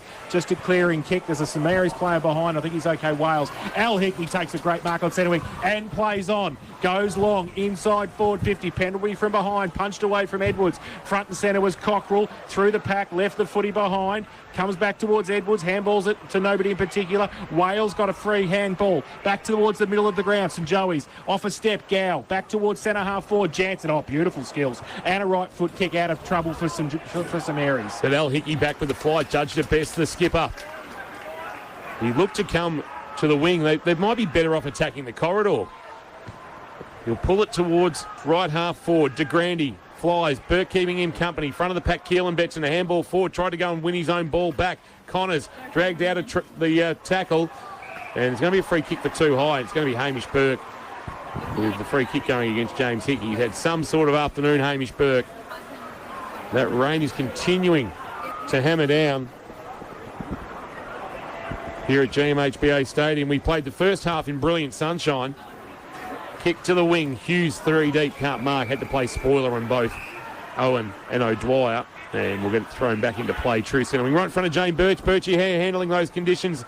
Hidden well down and tucked away safely in that St Mary's interchange bench. Well, you guys will be very proud of me in my poncho that I invested in during the week, but even that's not going to stand up out in those conditions, so I'm under the under the glass here. Well done, Birchie. Ball from the ruck contest on centre wing. Kick from Chaplin was smothered and by Chris Jansen, who we're well and truly in Frank Foppiani medal contention this afternoon. Chris Jansen had a great game. And we're going to have a boundary throw in right on centre wing, right in front of where Birchie and Buzz are for Leopold Sporties this afternoon. Boundary throw in. Hughes and Chaplin. Hughes got a hand to it over the back though. Gow, blood right next to him, worried him out of it and got the footy and then goes to the right foot kick towards an open half forward flank, getting across there. Webb, done. McDonald bear down on him, got out of the sprinkler head. The umpire said play on. Ball still in dispute. They can't believe it. Ali McDonald gets up. Elijah Wales asking Nachos. Nachos not having anything of it. Well, the indication was he got a handball away. I was holding the ball all day of the week, even Tuesdays. Very filthy Nachos with Collingwood not making the grand final. Tapped down by Chaplin. James Hickey held it out. It surely be a free kick going to St Joey's here, and Henderson will take the advantage and he'll drive St Joey's towards half forward. It's not a great kick. Pendlebury's judged it best off the boot. Had to wait for it to sit up, and then he just hacks it away towards half back. Rayner and also Mullen fisted over Antonak. I should say Antonak fisted into space. Kershaw, Blood both engage the body. Blood the footy. Kershaw the tackle. Rayner lost it in a tackle. Ryan had it knocked from his grasp, and then Kershaw puts Harvey Ryan on his backside. And we'll get a boundary throw in. There's two blokes there, Kershaw and Ryan, who wouldn't get wet. Well, they're struggling to get wet. There's nothing of them. Turn sideways and they're being in each other's shadow, those two. Boundary throw in, right half forward. Some of the lights on here at GMHBA as well this afternoon now with the rain coming down from the ruck contest. Hughes, Wales gets a clearing kick to centre wing. Now around the corner, Rudd just got a kick away under pressure. Harry McMahon wants the safety of the boundary line. That's insufficient. The umpire, James, did not see it because we've got a much better position where we're sitting in the E.J. Whitten Memorial Broadcasting Box and right in front of the APCO best seats in the house. Other umpires, though, Jace. We are going to have a boundary throw in. Try Jimmy Jaffel today at APCO Cafe 24/7. Might be sneaking over to APCO South Geelong after this today. Fisted forward by Chaplin into the space that Antonak occupies. A handball, a hose for Joey's. He'll jam it on the boot towards right half forward. They need to find a mark, but they won't. Although the spoil of Hamish Burke knocked it straight to Edwards. He fumbled and Harvey Ryan cleaned up for the Saints. He just pumps it to the wing and Jack Blood is happy. He had no interest in getting involved in taking the footy there because James Gow would have absolutely pummeled him. And at true centre wing, we'll get a boundary throw in.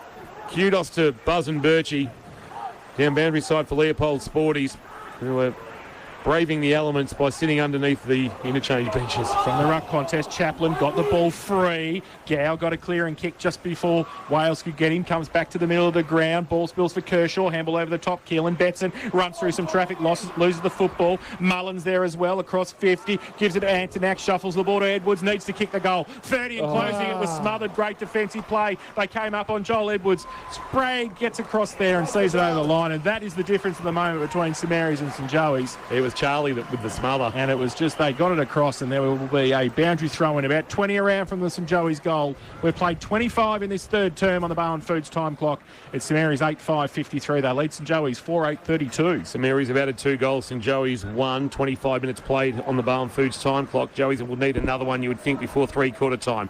From the boundary throw, and it's knocked forward by Harvey Ryan, but only as far as Mullen. Kershaw trying to take on Lang and got one high.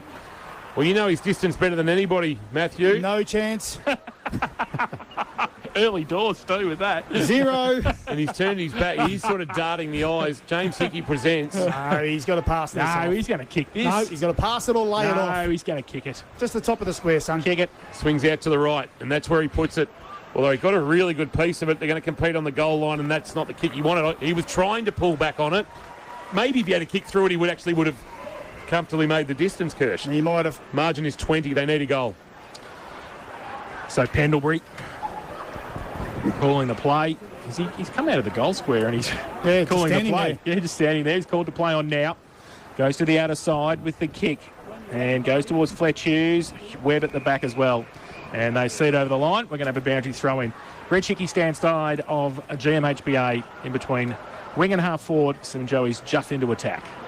So right now, St Joey's score is the second lowest all time in the GFNL Grand Final. The lowest score back in 2000 when Matty Kershaw defected back to the Seagulls and they beat Lara in a low-scoring, wet affair, which I think the day started similarly, Kirsch. It was nice early and then the weather turned horrible. It was very windy, and it was exactly like this. And it was North Shore's last flag. It's hard to believe it's 25 years ago.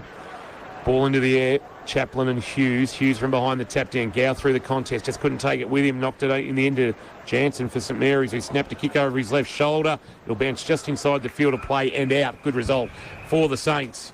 Remember that they had to win last round against Newtown, who were playing for the minor premiership, to be part of September action. And then they got in and they held off Bell Park just. Then they saw off Newtown. Then they held off Colac. And now they're looking to take care of St Joey's and win their 7th GFNL flag. Boundary throw in, centre wing on the outer side. Webb tracks it back towards the boundary after it was tapped down by Fletcher Hughes. Can't keep it in though with those wet conditions. The ball runs out of bounds and we're going to have a boundary throw in again on centre wing on the outer side. Just on that tough schedule, Kingy, I'm almost on the massage table down here for St Mary's and they've already had half a dozen players having a rub, so goodness knows what the last quarter's going to look like. Thanks, Birchie. St John got injury update there. I thought you said you were on the massage table. I'm about to be. Boundary throw in. Centre wing, Hughes gets a double tap down. Goes back now. Harry Smith gets it. Oh, that's too high against Harry McMahon. Will be a free kick, so St Joey's maybe one last chance. 28 played third term. They need a goal. Harry Smith. 4-5. Trying to join his dad, Scott, as a premiership player at St Joseph's. There's only ever been one father-son combination to win a flag at Joey's, and that's the Capras, John and Ben. And of course, Scotty Smith back in 89, the man lovingly referred to as Diesel. Short kick from O'Dwyer finds Gow just back of the wing. They got the extra number here. That's why Gow can't kick down the line. That's Rudd that set himself and he's kicked it straight basically to him. They need to spoil here. DeGrande was able to bring it to ground, front of the pack numbers with St Joseph's. Keelan Betson through traffic, took on one, took on two. That's surely holding the ball. Umpire says he got a handball out. And we'll get a boundary throw in. Sprague, Lang, Pendlebury, all questioning umpire Jones about his non-decision. The only decision is the ball's out of bounds. We'll have it hurled back into play. Just forward of the wing, favouring St Joey's. 29 minutes played in the third quarter. GFNL Grand Final 2025, and the margin is 20 to the good of the Saints. Chaplin got it down in the ruck contest towards James Hickey, but he couldn't keep it in. Slid back over the boundary line, so a bit more work for the boundary umpire to do. right on centre wing. Is it true, Matt Kershaw, after the 2000 grand final, that you rang the Lara club rooms and terrorised Jason Stolk and Shane Stone? Why are you listening to messages from Jason Stolk? Boundary throw in, centre wing. Chaplin, Gow from behind. Webb kicked it out of his hands. Henderson fell over at the crucial stage. The ball's underneath him. The umpire will come in and ball it up. You didn't deny it, though. No, it wasn't me, but someone did allegedly. Allegedly. Allegedly, it was not me. Back then, you had to ring the old club rooms. Yeah, that's right. 5-2. A ball from the ruck contest falls towards Webb. He can't take it with him. Coming the other way was Charlie Lang. Pendlebury fell into the arms of Cockrell. He gets it towards centre wing with the kick. Over the back of the pack, Elliot McDonald harasses a couple of St Joey's players. Ball spills free. Still in play, but then Hannah Lewis takes it over right in front of the interchange bench and right in front of the best seats in the house thanks to Epco Cafe 24/7. We're going to have a boundary throw in. Joey's would need some sort of divine intervention. Maybe the Pope today, and with two Catholic clubs playing each other, the big fella upstairs might have been wearing the navy blue and green scarf. Boundary throw in, rolling towards the boundary line. Chafer a handball. Handball from James Hickey. Betson trying to keep it alive. Calls for a throw, calls for out of bounds, calls for everything, and nothing has been decided other than a boundary throw-in. They'll have it hurled back into play. 31 minutes almost played on the Barwon Foods time clock. Hughes has rucked manfully all day. Chaplin winning the tap down though for Joey's. Front of the pack, Garner for St Mary's couldn't take it. Webb somehow fashioned a kick around the corner. De Grande with a wet ball, couldn't take it cleanly. Although Hamish Burke went past it. De Grande fired a handball forward. Lang coming up was good. Lost it in the tackle of Betson though. Cockrell back to Pendlebury. Pendlebury a handball to Rayner. Rayner inside the left back pocket. Breaks that now and gives it to Lang, who then snaps a left foot kick to the wing. Copley a spoil, also O'Dwyer, and it's out of bounds one more time, and we'll have it thrown back in. 53-33. St Mary's lead St Joseph's in this third quarter, thanks to Barwon Timber, Geelong owned and operated and building better since 1980. Tom King, Josh Conway, Jane Birch, Matt Dowling, Matt Kershaw, and the next voice you'll hear is Jason Doherty. So boundary throw in for Fletcher Hughes and Joe Chaplin right on centre wing. Favours Hughes, gets it down to the front. Rove though by James Hickey, can't take it. Henderson tried to wheel around on that left. Handball by Keelan Betson was good. Webb forward to the centre wing, goes inside forward 50. There's the spare out the back with Morrison. If Michael Rudd does well, wheels around on the left. Little left foot poke was okay. To put a hand up, couldn't take the mark, but his second effort was okay. Just wants to clear it. Goes with a torpedo punt towards Elliot McDonald, who traps it in the middle of GMHBA Stadium. He's going to have to get rid of it now. The umpire will come in and ball it up. And that's a good result for St Mary's as the siren sounds the three-quarter time. And it's St Mary's 8-5-53. They lead St Joey's 4-9-33. So St Mary's adding to their score 2 goals. St Joey's adding only the 1, and the margin that was 15 at half-time is now 20 points. It was as much as 27, but it has been pulled back to 20 thanks to a late goal to Louis Antonak. But you would have to say St Mary's in these conditions ranked St Mary's by 20 points at three-quarter time. There's a lot of work for St Joey's to do. They might as well roll the dice. The rain appears to have cleared. We'll get down to both Buzz Conway and Jane Birch for Leopold Sporty shortly. But Matt Kershaw, Matt Dowling in the experts' chairs for the Sporting Globe. Gents, what do we need to do if you're St Joey's coaching staff? Well, I feel, Kingy, that the changes probably needed to happen maybe the first 10 minutes of that third quarter if we're going to be honest and have a look at some things that were different, particularly Nanatus up around the ball. He's the hard nut of the team, and get him sort of where the ball is and get it going forward. When the ball's inside forward 50, I'd just like to have seen 6v6 ahead of the ball throughout the whole quarter so that they can at least challenge them one-on-one. But they got the +1 too many times, which they have throughout the game, and their +1's been crucial down there and being able to rebound. Jane Birch has got former St Joseph star and assistant coach Dan Lovick with her. Down to you, Birchie. Yeah, well, Dan, the equation's pretty simple. That first goal is absolutely crucial in this contest, and if Joey's can snag that, then you're right back in it. Yeah, I think so. I think obviously the first goal is pretty important, but I think we've got 30 minutes of footy left. We just need to grind away. I think we showed in that the big freeze game. We were 20 points down, 17 minutes to go. We found a way to get over the top of there. These guys have played 3 huge finals. We just need to keep with them, make sure we grind it out, and we will. And like you said, obviously they've been playing every week. You're in that top position for a reason, and won your first final. You should have fresh legs, and in these conditions, it's going to be tough finishing off the game. So you'd be hoping the boys have plenty of run. Yeah, definitely, and we earned that spot. We think we've got fresh legs. We're ready to go. these guys won't give up and they'll be able to grind it out, I reckon. Thanks so much. Can't wait to see what the next 30-minute brings. Beautiful, thank you. Dan Lovick with Jane Birch, Buzz Conway. You went to the St Mary's huddle. What did you take away from what was discussed there? I did. I might just grab a quick word with Ryan if I can. Ryan, sorry, just one quick question. What was the message from Luke Rayner at three-quarter time? Very just I feel like we're getting on top of him in the middle and then, just set up defensively. If we can get it in the front half, we'll just hopefully can lock it in there for most of the quarter. Good man, thank you. Final quarter, thanks to Zambrero. Feel Good Mex now serving hot chips. We're underway and the ball has progressed to centre-half forward for the Saints. Yes, and there's another ball up. Someone by Ganache will come in and ball it up. St Mary's just going to attacking the southern end in this final term. Chaplin got it down. Keelan Betson couldn't take it. Cockrell was there. Blood through the pack. He couldn't take it. Handball.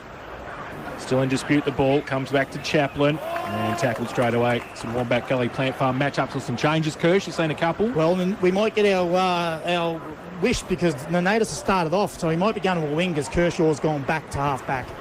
All right, we'll keep an eye on some other changes that St Joey's might have made. Now Betson from the contest got the ball free and goes to Kershaw. He tried to handball it backwards towards Hose. Kick off the ground by him towards the middle of the ground. Burke, Hamish. De Grande over the top of him, lays over the top of it. The umpire's going to ping him in. Oh, stiff.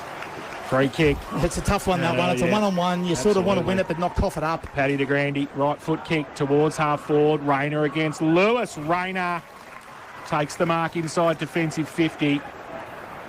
And St Mary's will repel that St Joey's attack for now. He chips a short little kick lateral. Charlie Lang now off a step towards centre wing.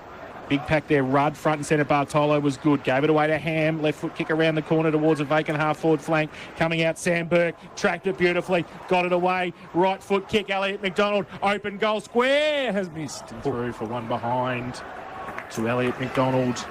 Just an update on that weather. The showers have ceased for the moment, so that's good news. Any breeze? Looks like barley down there. Birchie, I think. What are you talking about? Yeah, humid. Beautiful. 6:54 St Mary's. They lead St Joey's 4-9-33. Zambrero, K-Rock final quarter scoreboard. St Joey's have advanced the footy to left half back into the waiting arms of Cal Mitchell. He's got to take the game on, don't you? Yeah. Mitchell sends it to the wing. Luke Webb's gone forward, flies but can't complete the mark at ground level. Connor's handball was impacted, but it got to Charlie Lang. Lang dribbles a kick forward 10 metres, surely a push in the back against Mitchell.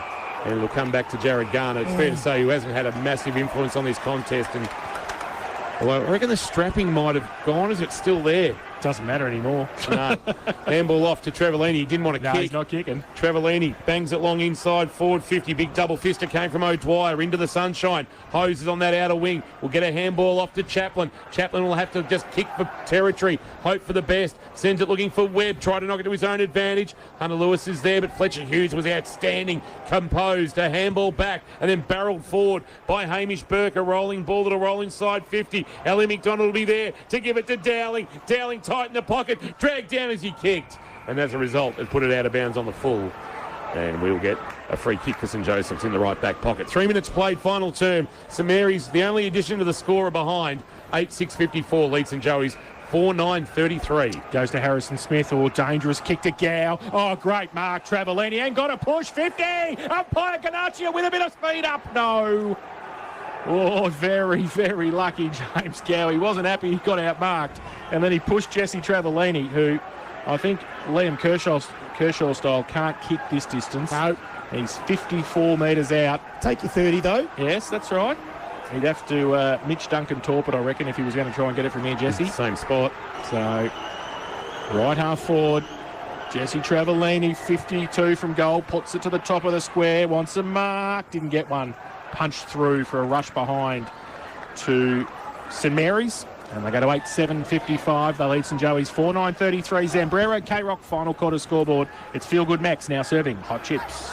Al Hickey will go short to Keelan Betson. He gives it back to Al Hickey, the skipper in game 150. A kick to right half back was a good one. Well weighted, and the mark taken by Harry Smith. This is where they're good defensively behind the ball, St Mary's. He's got nothing to kick to because all he's seen is St Mary's jumpers. He steps around Hughes on the mark and now will drive a kick to forward of the wing. Hamish Burke, a double fister back into the middle of the ground. Blood was clean, sun shining. Bartolo dumped as he kicked by Henderson. Kicked towards half forward. Al Hickey spoiled his own teammate in Harry Smith. And then Al Hickey had to go and fight for the footy. Rudd locks it up underneath him. And at the edge of the centre square, we'll get a ball up. You mentioned Jared Garner. Kingy got re-strapped at three-quarter time. Looked like he got less of a strapping than he had on before. The rain was also stopped. Thanks, Buzz. Down there for Leopold's boys this afternoon. Ball spills free.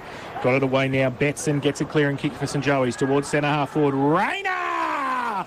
Hamlin hanger one-handed against Hunter Lewis across centre half back. And the little champ gets the right foot kick to the middle of the ground. It's way too much space for Jared Garner, who takes the mark uncontested. He looks for a handball because he's not kicking it on that hamstring. Goes now, McMahon towards 50 with the kick. Oh, Bartolo went up, no mark. Ball spills free to the front of the pack again at half forward for St Mary's. And big pack there. The umpire will come in and ball it up. He came straight off the ground. Jared Garner too, Jace, grimacing a lot, looks in a lot of pain. Yeah, he's brought that into the game, no doubt. Ball up, Hughes doing the ruck work. Chaplin winning the tap down. Henderson too slow. Wonderful tackle. That should have been holding the ball. Pendlebury should have won a free kick. Doesn't matter because Blood's got it. Blood's kick will go out of bounds on the full though. How did they miss that? That's a genuine holding the ball decision right there. He's a left footer too. It's a game where you've just got to get that ball straight on your foot. I understand you can't dump kick at times, but that's a dump kick right there. Yep. So the free kick belongs to St Joey's, and it's Al Hickey who's conceding ground back to the top of his defensive goal square. And another experienced 10 in Cal Mitchell trying to direct traffic, get something moving, sends it outside defensive 50, hose his target against another youngster in Bartolo. The ball eludes both of them and out of bounds it goes as the sun is now shining again after that dump of third quarter rain that turned this into a completely different contest. So St Mary's by 22, 6.5 played in this final term here at GMHBA Stadium. GFNL Grand Final 2025, boundary throw in Hughes. And Chaplin got a hand to it, tried to get it up again. Donatus can't take it. Bartolo can. He gives it to Jansen, gives it away to Cockrell. He had it and then lost it. Spent it towards Harry Smith for St Joey's. And Bailey's quite happy to see it over the boundary line at left half forward for St Mary's. Donatus has just come straight onto the ground off that interchange bench and gone straight into the midfield for St Joey's. For the Sporting Globe, Matt Dowling this afternoon. With that Wombat Gully Plant Farm match up now. Chaplin trying to big whack it around. Tanner Owen tried to play for a free kick, didn't get one, and then fell over it. The umpire said no, held in. Harry McMahon was in his back pocket. In fact, it was Luke Bartolo. So the ball just outside 50 for St Mary's. Falls towards Hughes now. Jansen, left foot kick back inside forward 50. No mark taken. Dowling was there. Burke spins around. Handball. Missed the target. Kershaw tapped it away. Paddy Dowling. Keelan Betson. Liam Betson. Liam Betson gets it away to James Hickey's outside 50. He is at right half back. He pulls it back to the corridor and he's just pulled it straight into the waiting arms of Jack Blood, who looks like he's going to be a premiership captain again unless something completely turns on its head in this contest. He squares the ball up to Sprague and then he sends it towards right half forward and Braden Ham has marked on the chest. He's 70 from home. We're approaching 8 minutes played. The margin at 22. St Joseph's would have to kick 4 goals in probably 20 minutes and they've only kicked 4 to this point to seal it. Copley, one more will do this, you would think. Liam Betson's handball stolen by Rudd. He lost it. Al Hickey surely being held on to. Umpire didn't see it that way. Ball in the right forward pocket for St Mary's. A clearing kick for Joey's. Calls for insufficient intent will go unheeded. And we'll get it thrown in at right half forward. Crowd has retreated to undercover and will stay there with the seats getting wet from that third quarter downpour.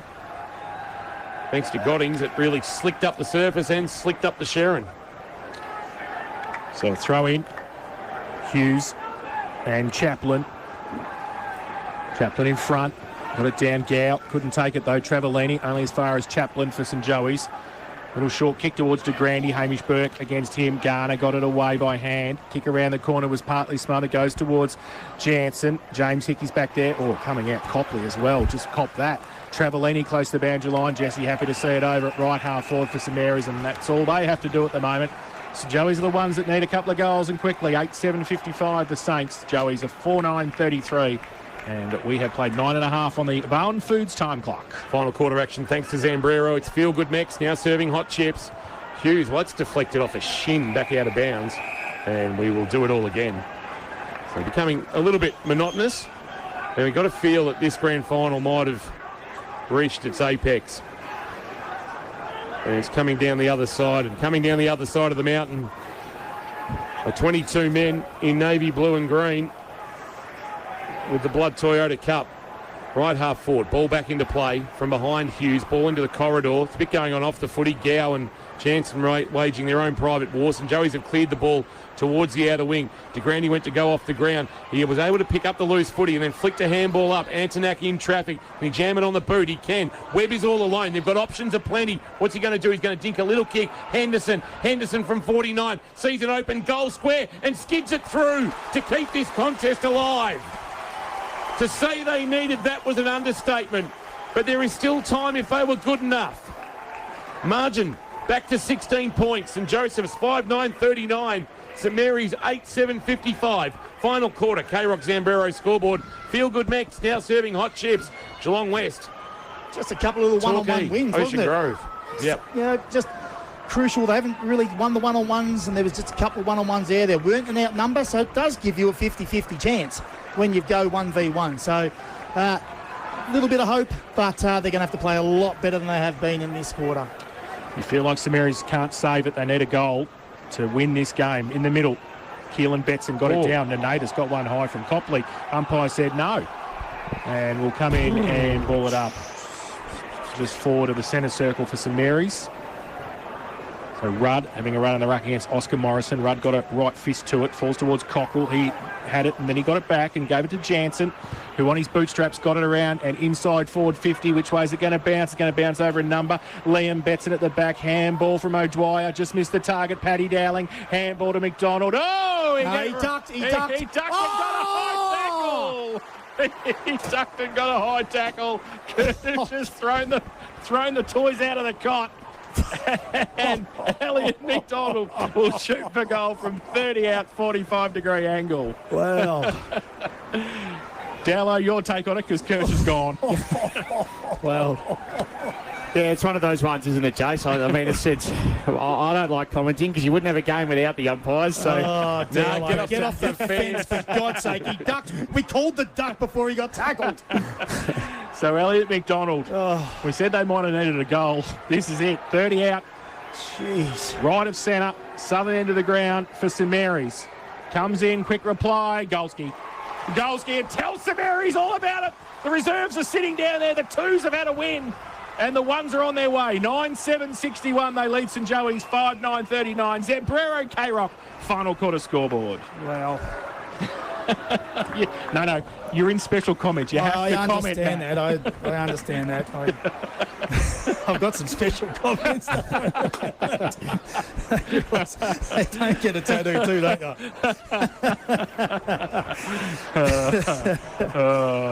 In the that was a great kick, though. It was a great kick, though, by McDonald. Take nothing away from him. That was a fantastic kick. Under a bit of pressure, too, because they kicked the last Joey's, and there was maybe a little bit of glimmer of hope, and he went back and nailed it. Great kick. Back in the middle. Tapped down one by Morrison, rucking against Rudd for St Joseph's. Oh, he dragged it in. Yeah, he did. He dragged that in. That is holding the ball. Good call, guys. Yeah, that is the legitimate. That is the perfect interpretation. A long ball from Gow. Edwards will come with a run and a jump. Pendlebury the spoil, front of the pack. Lewis tried to fire a handball forward. Webb just needs to jam it on the boot. Does. The ball will roll and roll and roll and roll for a goal. So they get one back quickly as Luke Webb kicks just the second goal of the season for him. Kick one from a 50-metre penalty. Make it the third, I should say. Kick one from a 50-metre penalty in the second semi-final. And his third of the year and his first of the grand final. And the margin again back to 16 points. So no real damage done with the quick response on the final quarter. K-Rock Zambrero scoreboard. And judging from the vision I'm seeing from the netball courts, Newtown and Chilwell have won A grade. Oh, my God. Again. They're unbelievable. Luke Webb's just been really, really important for St Joey's just of late. He was forward, then he went into the midfield. Now he's gone behind the ball and kicked that goal from defence. Back in the middle, Morrison got it down for St Joey's. Blood over the top of it again with James Gow. They just need the clearance, don't they, St Joseph's? Like they did that last one, just get the ball moving quick, give themselves a chance. And two in a row. Morrison gets it down, Blood, and just pushes Gow off the footy. And Gowie made sure the umpires saw it too. He did. Yep. Ironic cheers from the crowd. So Gow from the middle, short little kick, was okay to Al Hickey. Garner stands the mark. Moves it forward now. Little right foot kick was okay. Oscar Morrison takes the mark, 65 from goal. pretty crowded. He's going to drive it long to the top of the square. Needs a mark. Where's Joel Edwards? Webb comes in, can't take the mark. Falls to the front of the pack. Keelan Betson just like a battering ram. Webb is there again. Ham out to Harry McMahon. Got rid of the football just under pressure from Tanner Owen. And the umpire says throw it in. Ooh, could have got a high tackle too. A high or holding the man. Yeah, I would have thought holding the man was...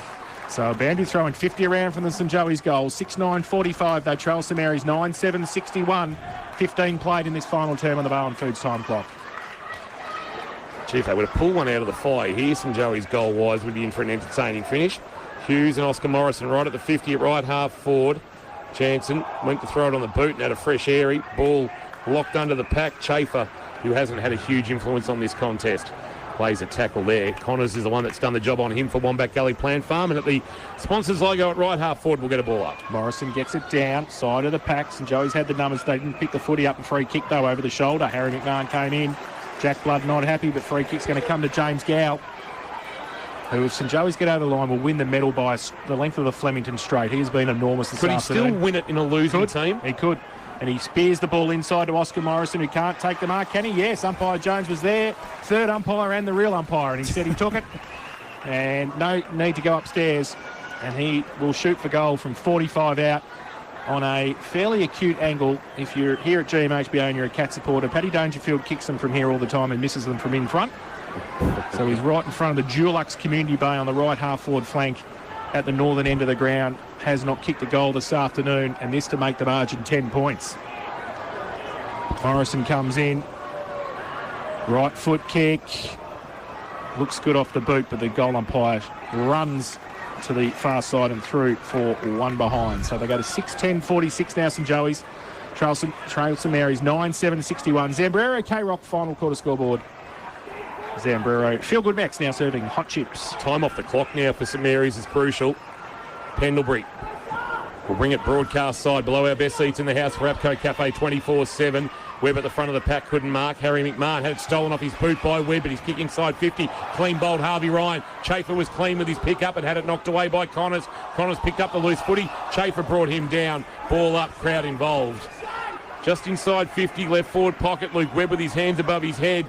He's working his Tijuana brass off, trying to get his team back into this contest. Hughes and Chaplin. Harry McMahon knocked it. Chance Henderson wants his left boot. Kick, well, actually might have kicked into the back of a teammate.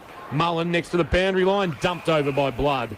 And we will get a boundary throw in at left half forward. 9-7-61, 6-10-46. All of a sudden, the contest that seemed to be petering out has just started to lift in intensity with 17 3/4 minutes played on the Bowen Foods time clock. So boundary throw in from behind Hughes. McDonald, Gow. Now Garner at the back.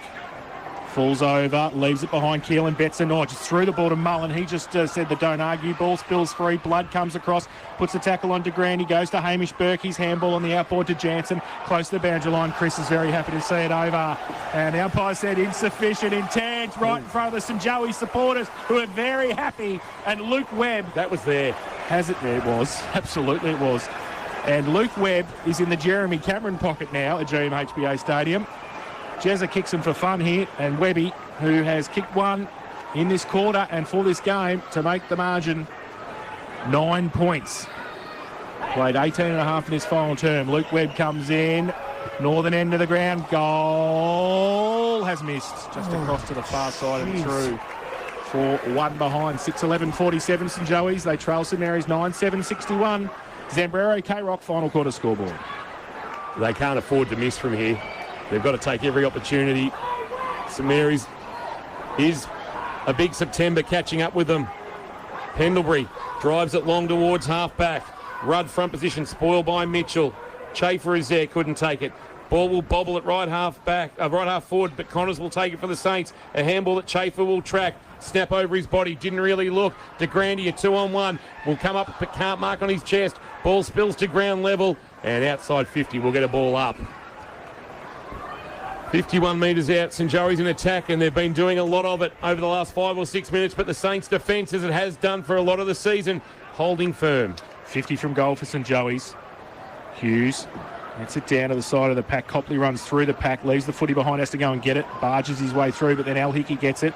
Ball still in dispute. Chaplin gets it. Oh, he got tackled. He got rid of the football just. Hunter Lewis across centre half forward, but don't argue. Still got the handball away. Chaplin, 45 and closing in front of goal. Joey Chaplin kicks the goal. It's game on, Jace. There's a pulse. There's a pulse. Kicks his first. And St Joey's go to 7-11-53.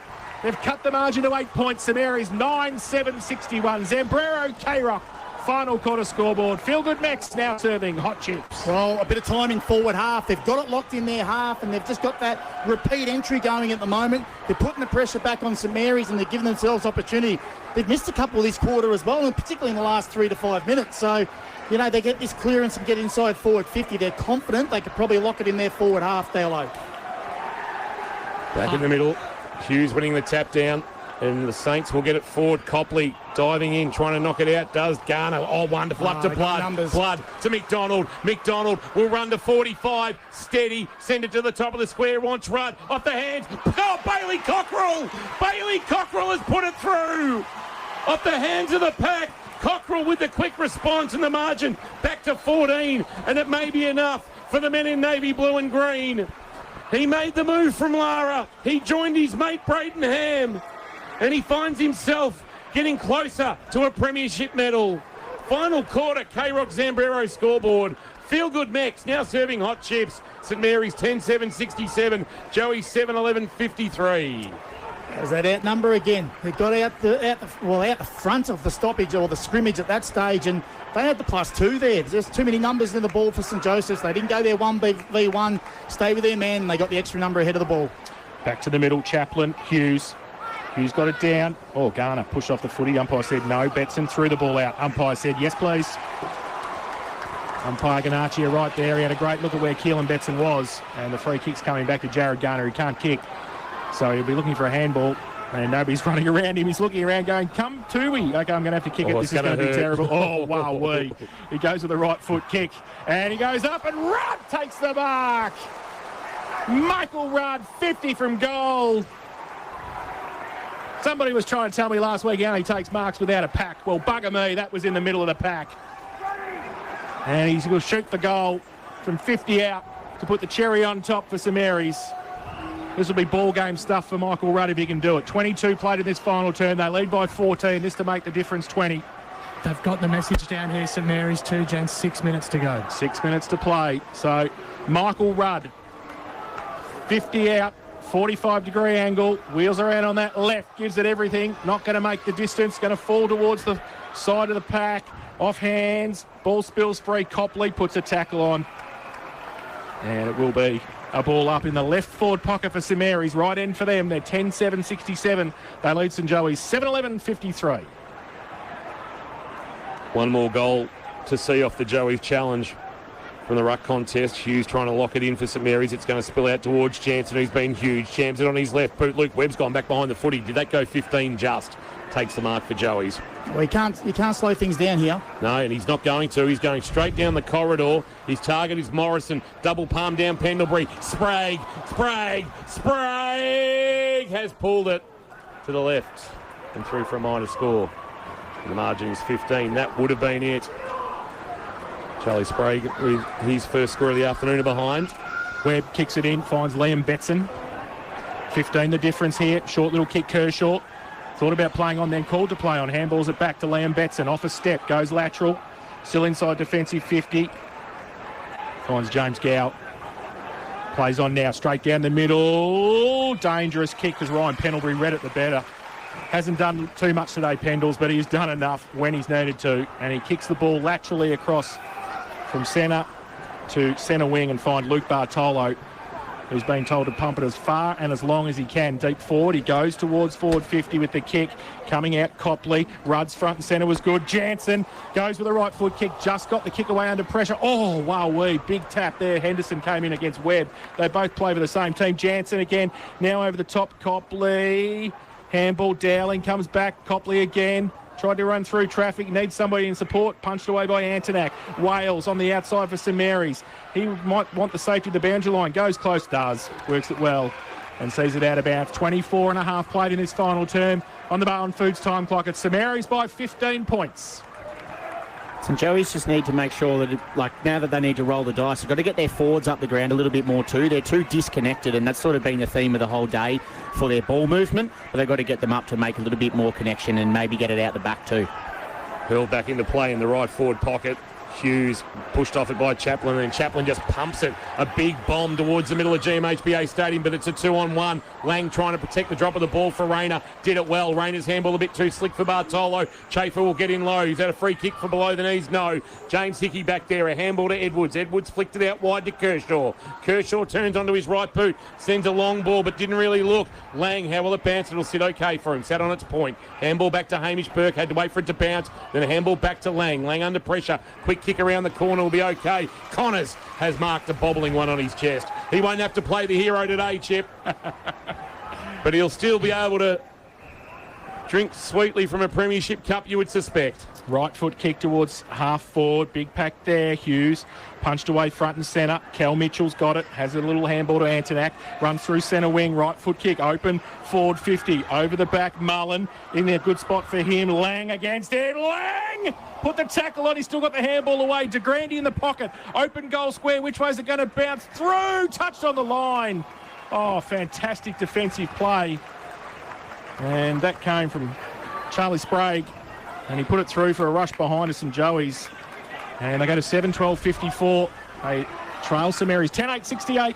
Zambrero K-Rock final quarter scoreboard. Pendlebury into the left back pocket. He trots and he'll drive a left foot kick towards the outer half-back flank. Hughes got his hands on the footy, but off the hands of the pack hose. A handball back to James Hickey. James Hickey's kick's going to work out okay, although Chaplin fumbled at an inopportune time.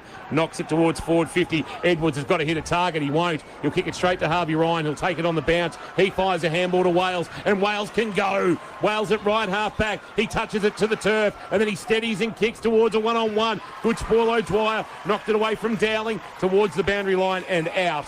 And we'll get a boundary throw in. Sporlo Dwyer's done a good job on Paddy Dowling this afternoon. He's done a terrific job. Not sure what their runner was trying to do then. He was like he was trying to shepherd the ball over the line. Boundary throw in centre wing. Right in front of the best seats in the house thanks to Atco Cafe 24/7. Hughes and Chaplin. Hughes gets it down. Nanatus on centre wing, outside of the right foot, close to the boundary line. Harvey Ryan kills the footy over the boundary line. And we are going to have a boundary throw in. It's St Mary's 10-8-68. They lead St Joey's 7-12-54. We've played 27.5 minutes in this final term. Zambrero K-Rock final quarter scoreboard. Great stories everywhere. Harvey Ryan, one of those. Finally got his body right. Has played 15 games this year. He'll be a premiership player in just his 23rd game. From the boundary throw in, a kick around the corner by Chaplin. Garner and Lang got in each other's way, and Gow was the recipient. Sent a long ball. Edwards flew. Ball got out the back untouched. Ball got out the back. No, touched is the claim. Touched is the claim. Joel Edwards flew but didn't get anywhere near it. And that would have cut the margin back to 8. Instead, it's 13. That long ball, 10-8-68, 7-13-55 from Gower behind. Final quarter, K-Rock Zambrero scoreboard. Feel Good Max now selling hot chips. Pendlebury kicks it in towards half-back. Fletcher Hughes down to the front.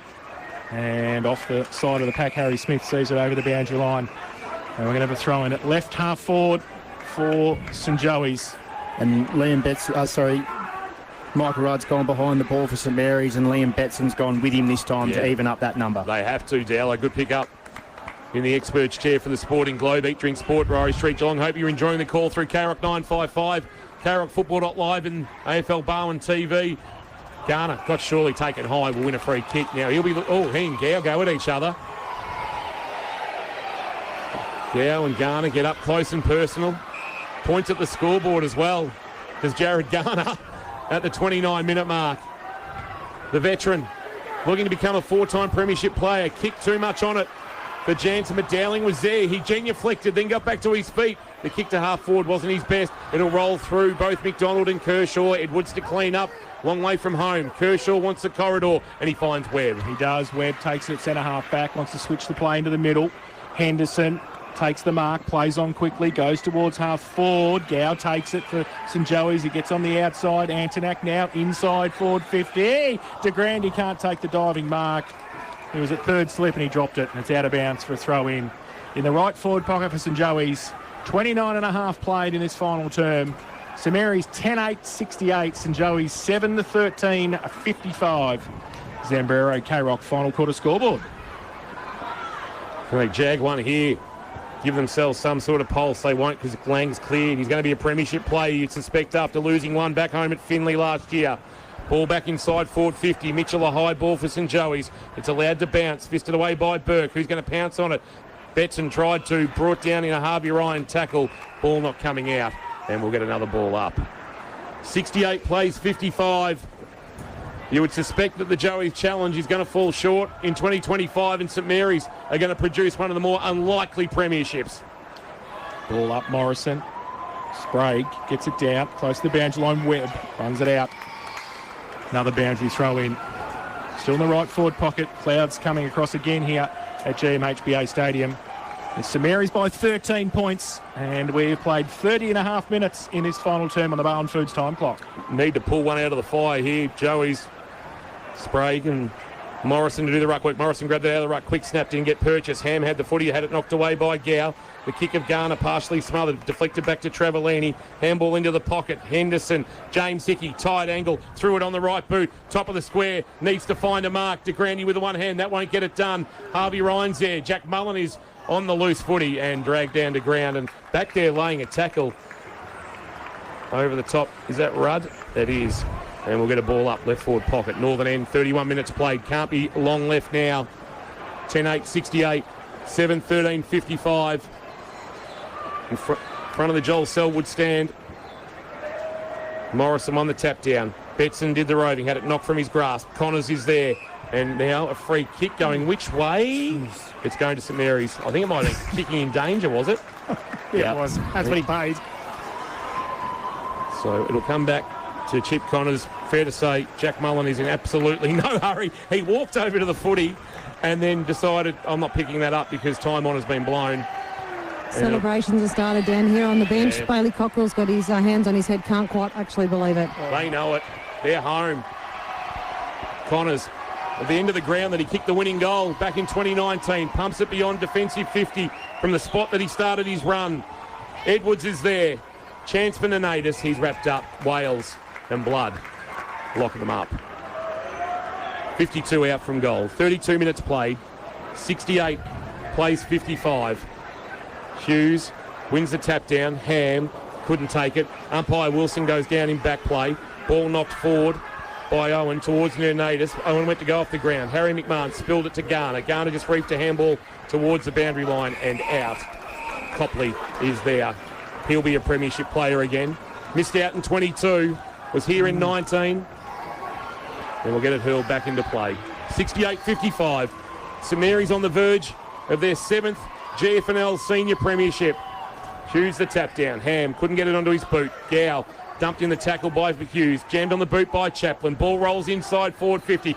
Edwards for a late one. Didn't get the purchase he wanted. It goes across the face of goal. A bouncing ball into the right forward pocket. Morrison took it cleanly for St Joseph's. A handball back to Antonak. Snapped it around his body. Lang will stand underneath it. And the siren will sound. And Split End's got it wrong. History does repeat. From an elimination final and death's door to winning the most unlikely of premierships. Saints be praised. It's a heavenly night coming. It's a high-flying flag. It's the emblem for me and for you. It's the emblem of the team we love, the team of the green and the blue. Every heart beats true for the green and the blue as we sing this song to you. Should old acquaintance be forgot, keep your eye on the green and the blue. Congratulations to St Mary's Football Club, 2025 Blood Toyota GFL Premiers. Fair to say that was the most unbelievable of results. There were 5 options coming into September, and they were probably option number 4, maybe 3. And they get the job done, and they deserve to be celebrated. They have come from an elimination final, and for the 4th time in 10 completed seasons, Kirsch, who says it can't be done? You just got to get there. Absolutely you do. And, you know, there's always pros and cons or fors and againsts for coming in from an elimination final. You either play more games and your body's fit and your game fit and you're up and about, or you have the rest your body and you don't have that continuity in your games. You have a couple of weeks off. There's pros, cons, there's fors and against. On this occasion, it worked out as a positive because they played their best footy on the right day. Yep, absolutely. And they've done it like no other. They've done it off 2 6-day breaks. Yep. Nobody else has done that in GFNL history. St Mary's 10-8-68, St Joseph's 7-13-55. We're going to send it downstairs. Jane Birch and Buzz Conway, we're going to be all over this post-game. 5th quarter, thanks to Homestyle Aged Care. All our post-match interviews with the players and the coaches for 40 winks. Find the perfect bed for your body. Buzz and Birchie, I see you're making your way over there. Buzz, where do we find you right now? Might get you to open up to your mouth, Chip. Go and enjoy, get your medals. Jared Garner and Chip Connors. A couple more St Mary's boys. Thanks to 40 Winks, find the perfect bed for your body. It's time now to go down for the post-game ceremony, and we will have that brought to you. GFL season thanks to Blood Toyota. A big thank you to the naming rights Blood Toyota, the continued support, and also Caninian Park Stadium Trust assisting today's event. We'd also like to thank the umpires, not just for this afternoon, but also throughout the 2025 season. I'd like to welcome Regional General Manager of AFL Barwon, Lisa Patterson, to say a few words. Thanks, Lisa. Thanks, Matt. Just thank you to everyone for showing out today. It's been a fantastic day of football. Congratulations to St Mary's on a fantastic win. And Joey's, what a fantastic season you've had. To Sally and Sue, be proud of what your clubs have achieved today. For everyone that's turned out and our major sponsors, Blood Toyota, thank you. We can't put these events on without you. To KPST and the Geelong Football Club, thank you for once again opening this beautiful venue for us to enjoy. So thanks to everyone, and I hope everyone's had a fantastic day. Thank you, Lisa.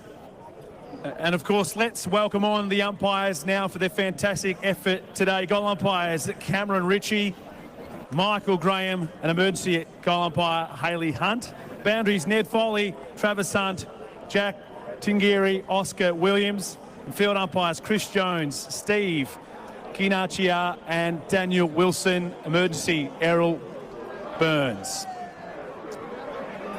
Well done to our umpires today.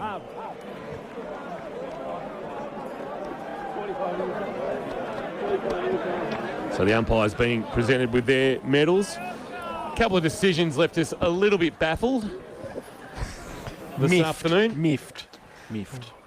But nothing that has influenced the contest significantly. The 100 at the start might have, a little bit. Well, of course, after a magnificent season, there can only be one winner, but a huge congratulations to our runners-up this season, St Joseph's Football Club. To speak on their behalf, we welcome their coach, Ron Watt. I'm not sure where the music is coming from, but we get the Sporting Globe already. Yeah. Wow. Somebody's piping music through the channels here. I'm not sure how that's come about. Always disappointing when you can't get the result, but well done to St Mary's. Congratulations, thoroughly deserved. To our lads, we have to bat up again and have another go at it. And we've got lots of great supporters and sponsors who help us along. And even though we've come out on the wrong side of the ledger, the fact that we're all here competing and having purpose with being involved in clubs is a tremendous thing. So congratulations, enjoy it, and we'll be back next year. Thank you, Ron. Fantastic effort, great season for St Joseph Football Club as well. I'd like to welcome to the stage to present the Frank Floppiani Best on Ground medal, son Connor. Connor, welcome to you. Round of applause for Connor, who will present the medal for Best on Field, awarded the AFL Victoria medal. And the winner of the Frank Floppiani medal from St Mary's, number 4, Keaton Rayner.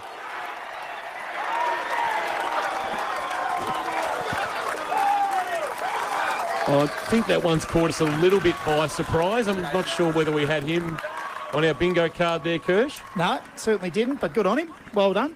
You know, that's another one who's done a bit of a job on Hunter Lewis, and whether that came into play or not. But if we were talking about that, that's what we were talking about Hamish Burke's role about before. So well done to Keaton Rayner, of course, gets to do what not many get to do and play in the premiership under his dad. Presented in just a moment. But firstly, round of applause and welcome the coaches from the St Mary's Football Club, Luke Rayner and Ben Bosley. So Luke Rayner gets what he's been chasing, a senior premiership. He's coached all over the countryside, numerous clubs here in Geelong.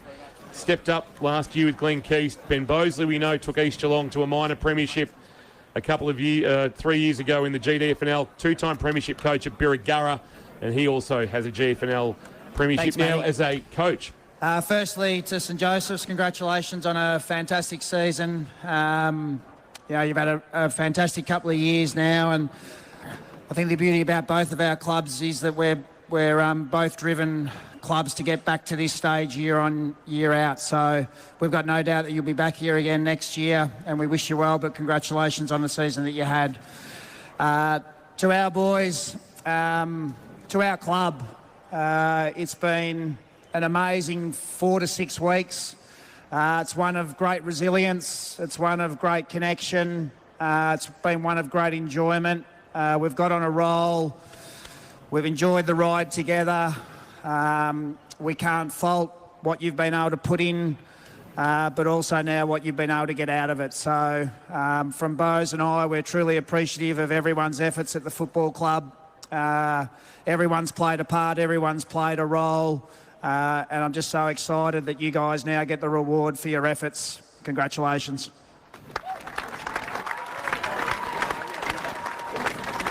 Thanks, Luke. Let's get into the premiership medals for every player. All right, here we go. Number 1, Charlie Lang.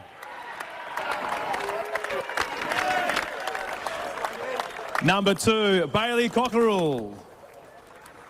The great Yap presenting the medals too. Kevin McMahon. Yes. Thanks, Bailey. Would have been Number nice to actually 4, acknowledge Keaton Rayner. that Yappa was doing that. So he'll get to present one to his son.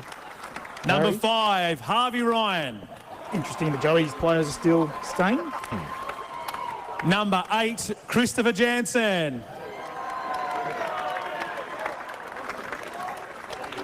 It's good Number today, 13, CJ. Ryan Pendlebury. Ryan Pendlebury was very solid down back. Number Took some 16, good intercept Hamish marks when it Burke. mattered. Well, say no more about Hamish Burke. He was. We thought he was terrific today. Absolutely. Just the little things. Doesn't have to get a lot of the ball. Number Just the one-on-ones 18, were real Sam crucial. Burke. Well, Sam Burke.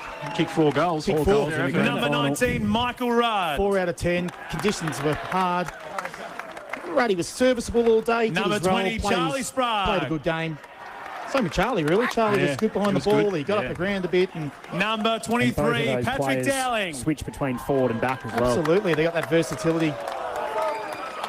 Number 24, Jesse Travaglini. Dowling was a bit quiet today, quieter than normal. But still Number popped up when he had 25, to. Jesse was Nicholas terrific, Connors. I thought. Jesse Travaglini, good game. Nick Connors just does what he does. Number just solid down 26, back. Harry General. McMahon. Harry was probably a bit quieter by his standards, but again, just played his role, did what he had to, bobbed up Number when he needed to. 27, Luke Bartolo. Played every game this year, Luke Bartolo. Yeah, I thought he was serviceable as well Number today. 28, Elijah Wales. Little Lidge Wales, he was terrific, I thought, today. I thought he kicked a nice Number goal and just 29, bobbed up Fletcher everywhere. And Hughes. another one who just did what he had to do. Him and Chaplin had a good battle Number all day, and they probably 32, come out even Jared then too. And Garner. Fletcher Hughes was pretty good towards the end. Garns. Garns was injured, but Garns is Garns. He'll get Number he'll get 36, 3 votes Elliot on Monday. McDonald. You win the medal on Monday, Garns. Exactly. McDonald kicked a nice was goal. Number 42, Matthew Copley. Just does what he has to. And of course, Copley. our 2 captains A bit of today, injuries in his number career. 6, Jack Blood. I thought Bloody was really good today. I thought from the start to the finish, he led And the way number and 10, real contested Braden head over the Ham. ball. Braden was good early and then obviously copped that injury and just sort of flitted in there the contest. I'd now but like to even looks invite sore now, getting Sean up the Blood steps. from Blood Toyota to present the 2025 Premiership Cup. So Sean Blood will thoroughly enjoy this, wearing his St Mary's rugby top and Winners of the Blood Toyota 2025 GFL Premiership, St Mary's Football Club. To the victors, the spoils. To the victors, the spoils. The Premiership Cup of 2025 in the hands of the St Mary's Sporting Club. Their 7th GFNL Premiership, and the celebrations are underway as unfortunately St Joseph's, the vanquished, will trudge disappointingly from the field. A day, unfortunately, not to remember for the men in red, gold and black, but as a rainbow again shows itself out to the east, a bit of a metaphor for the day for St Mary's.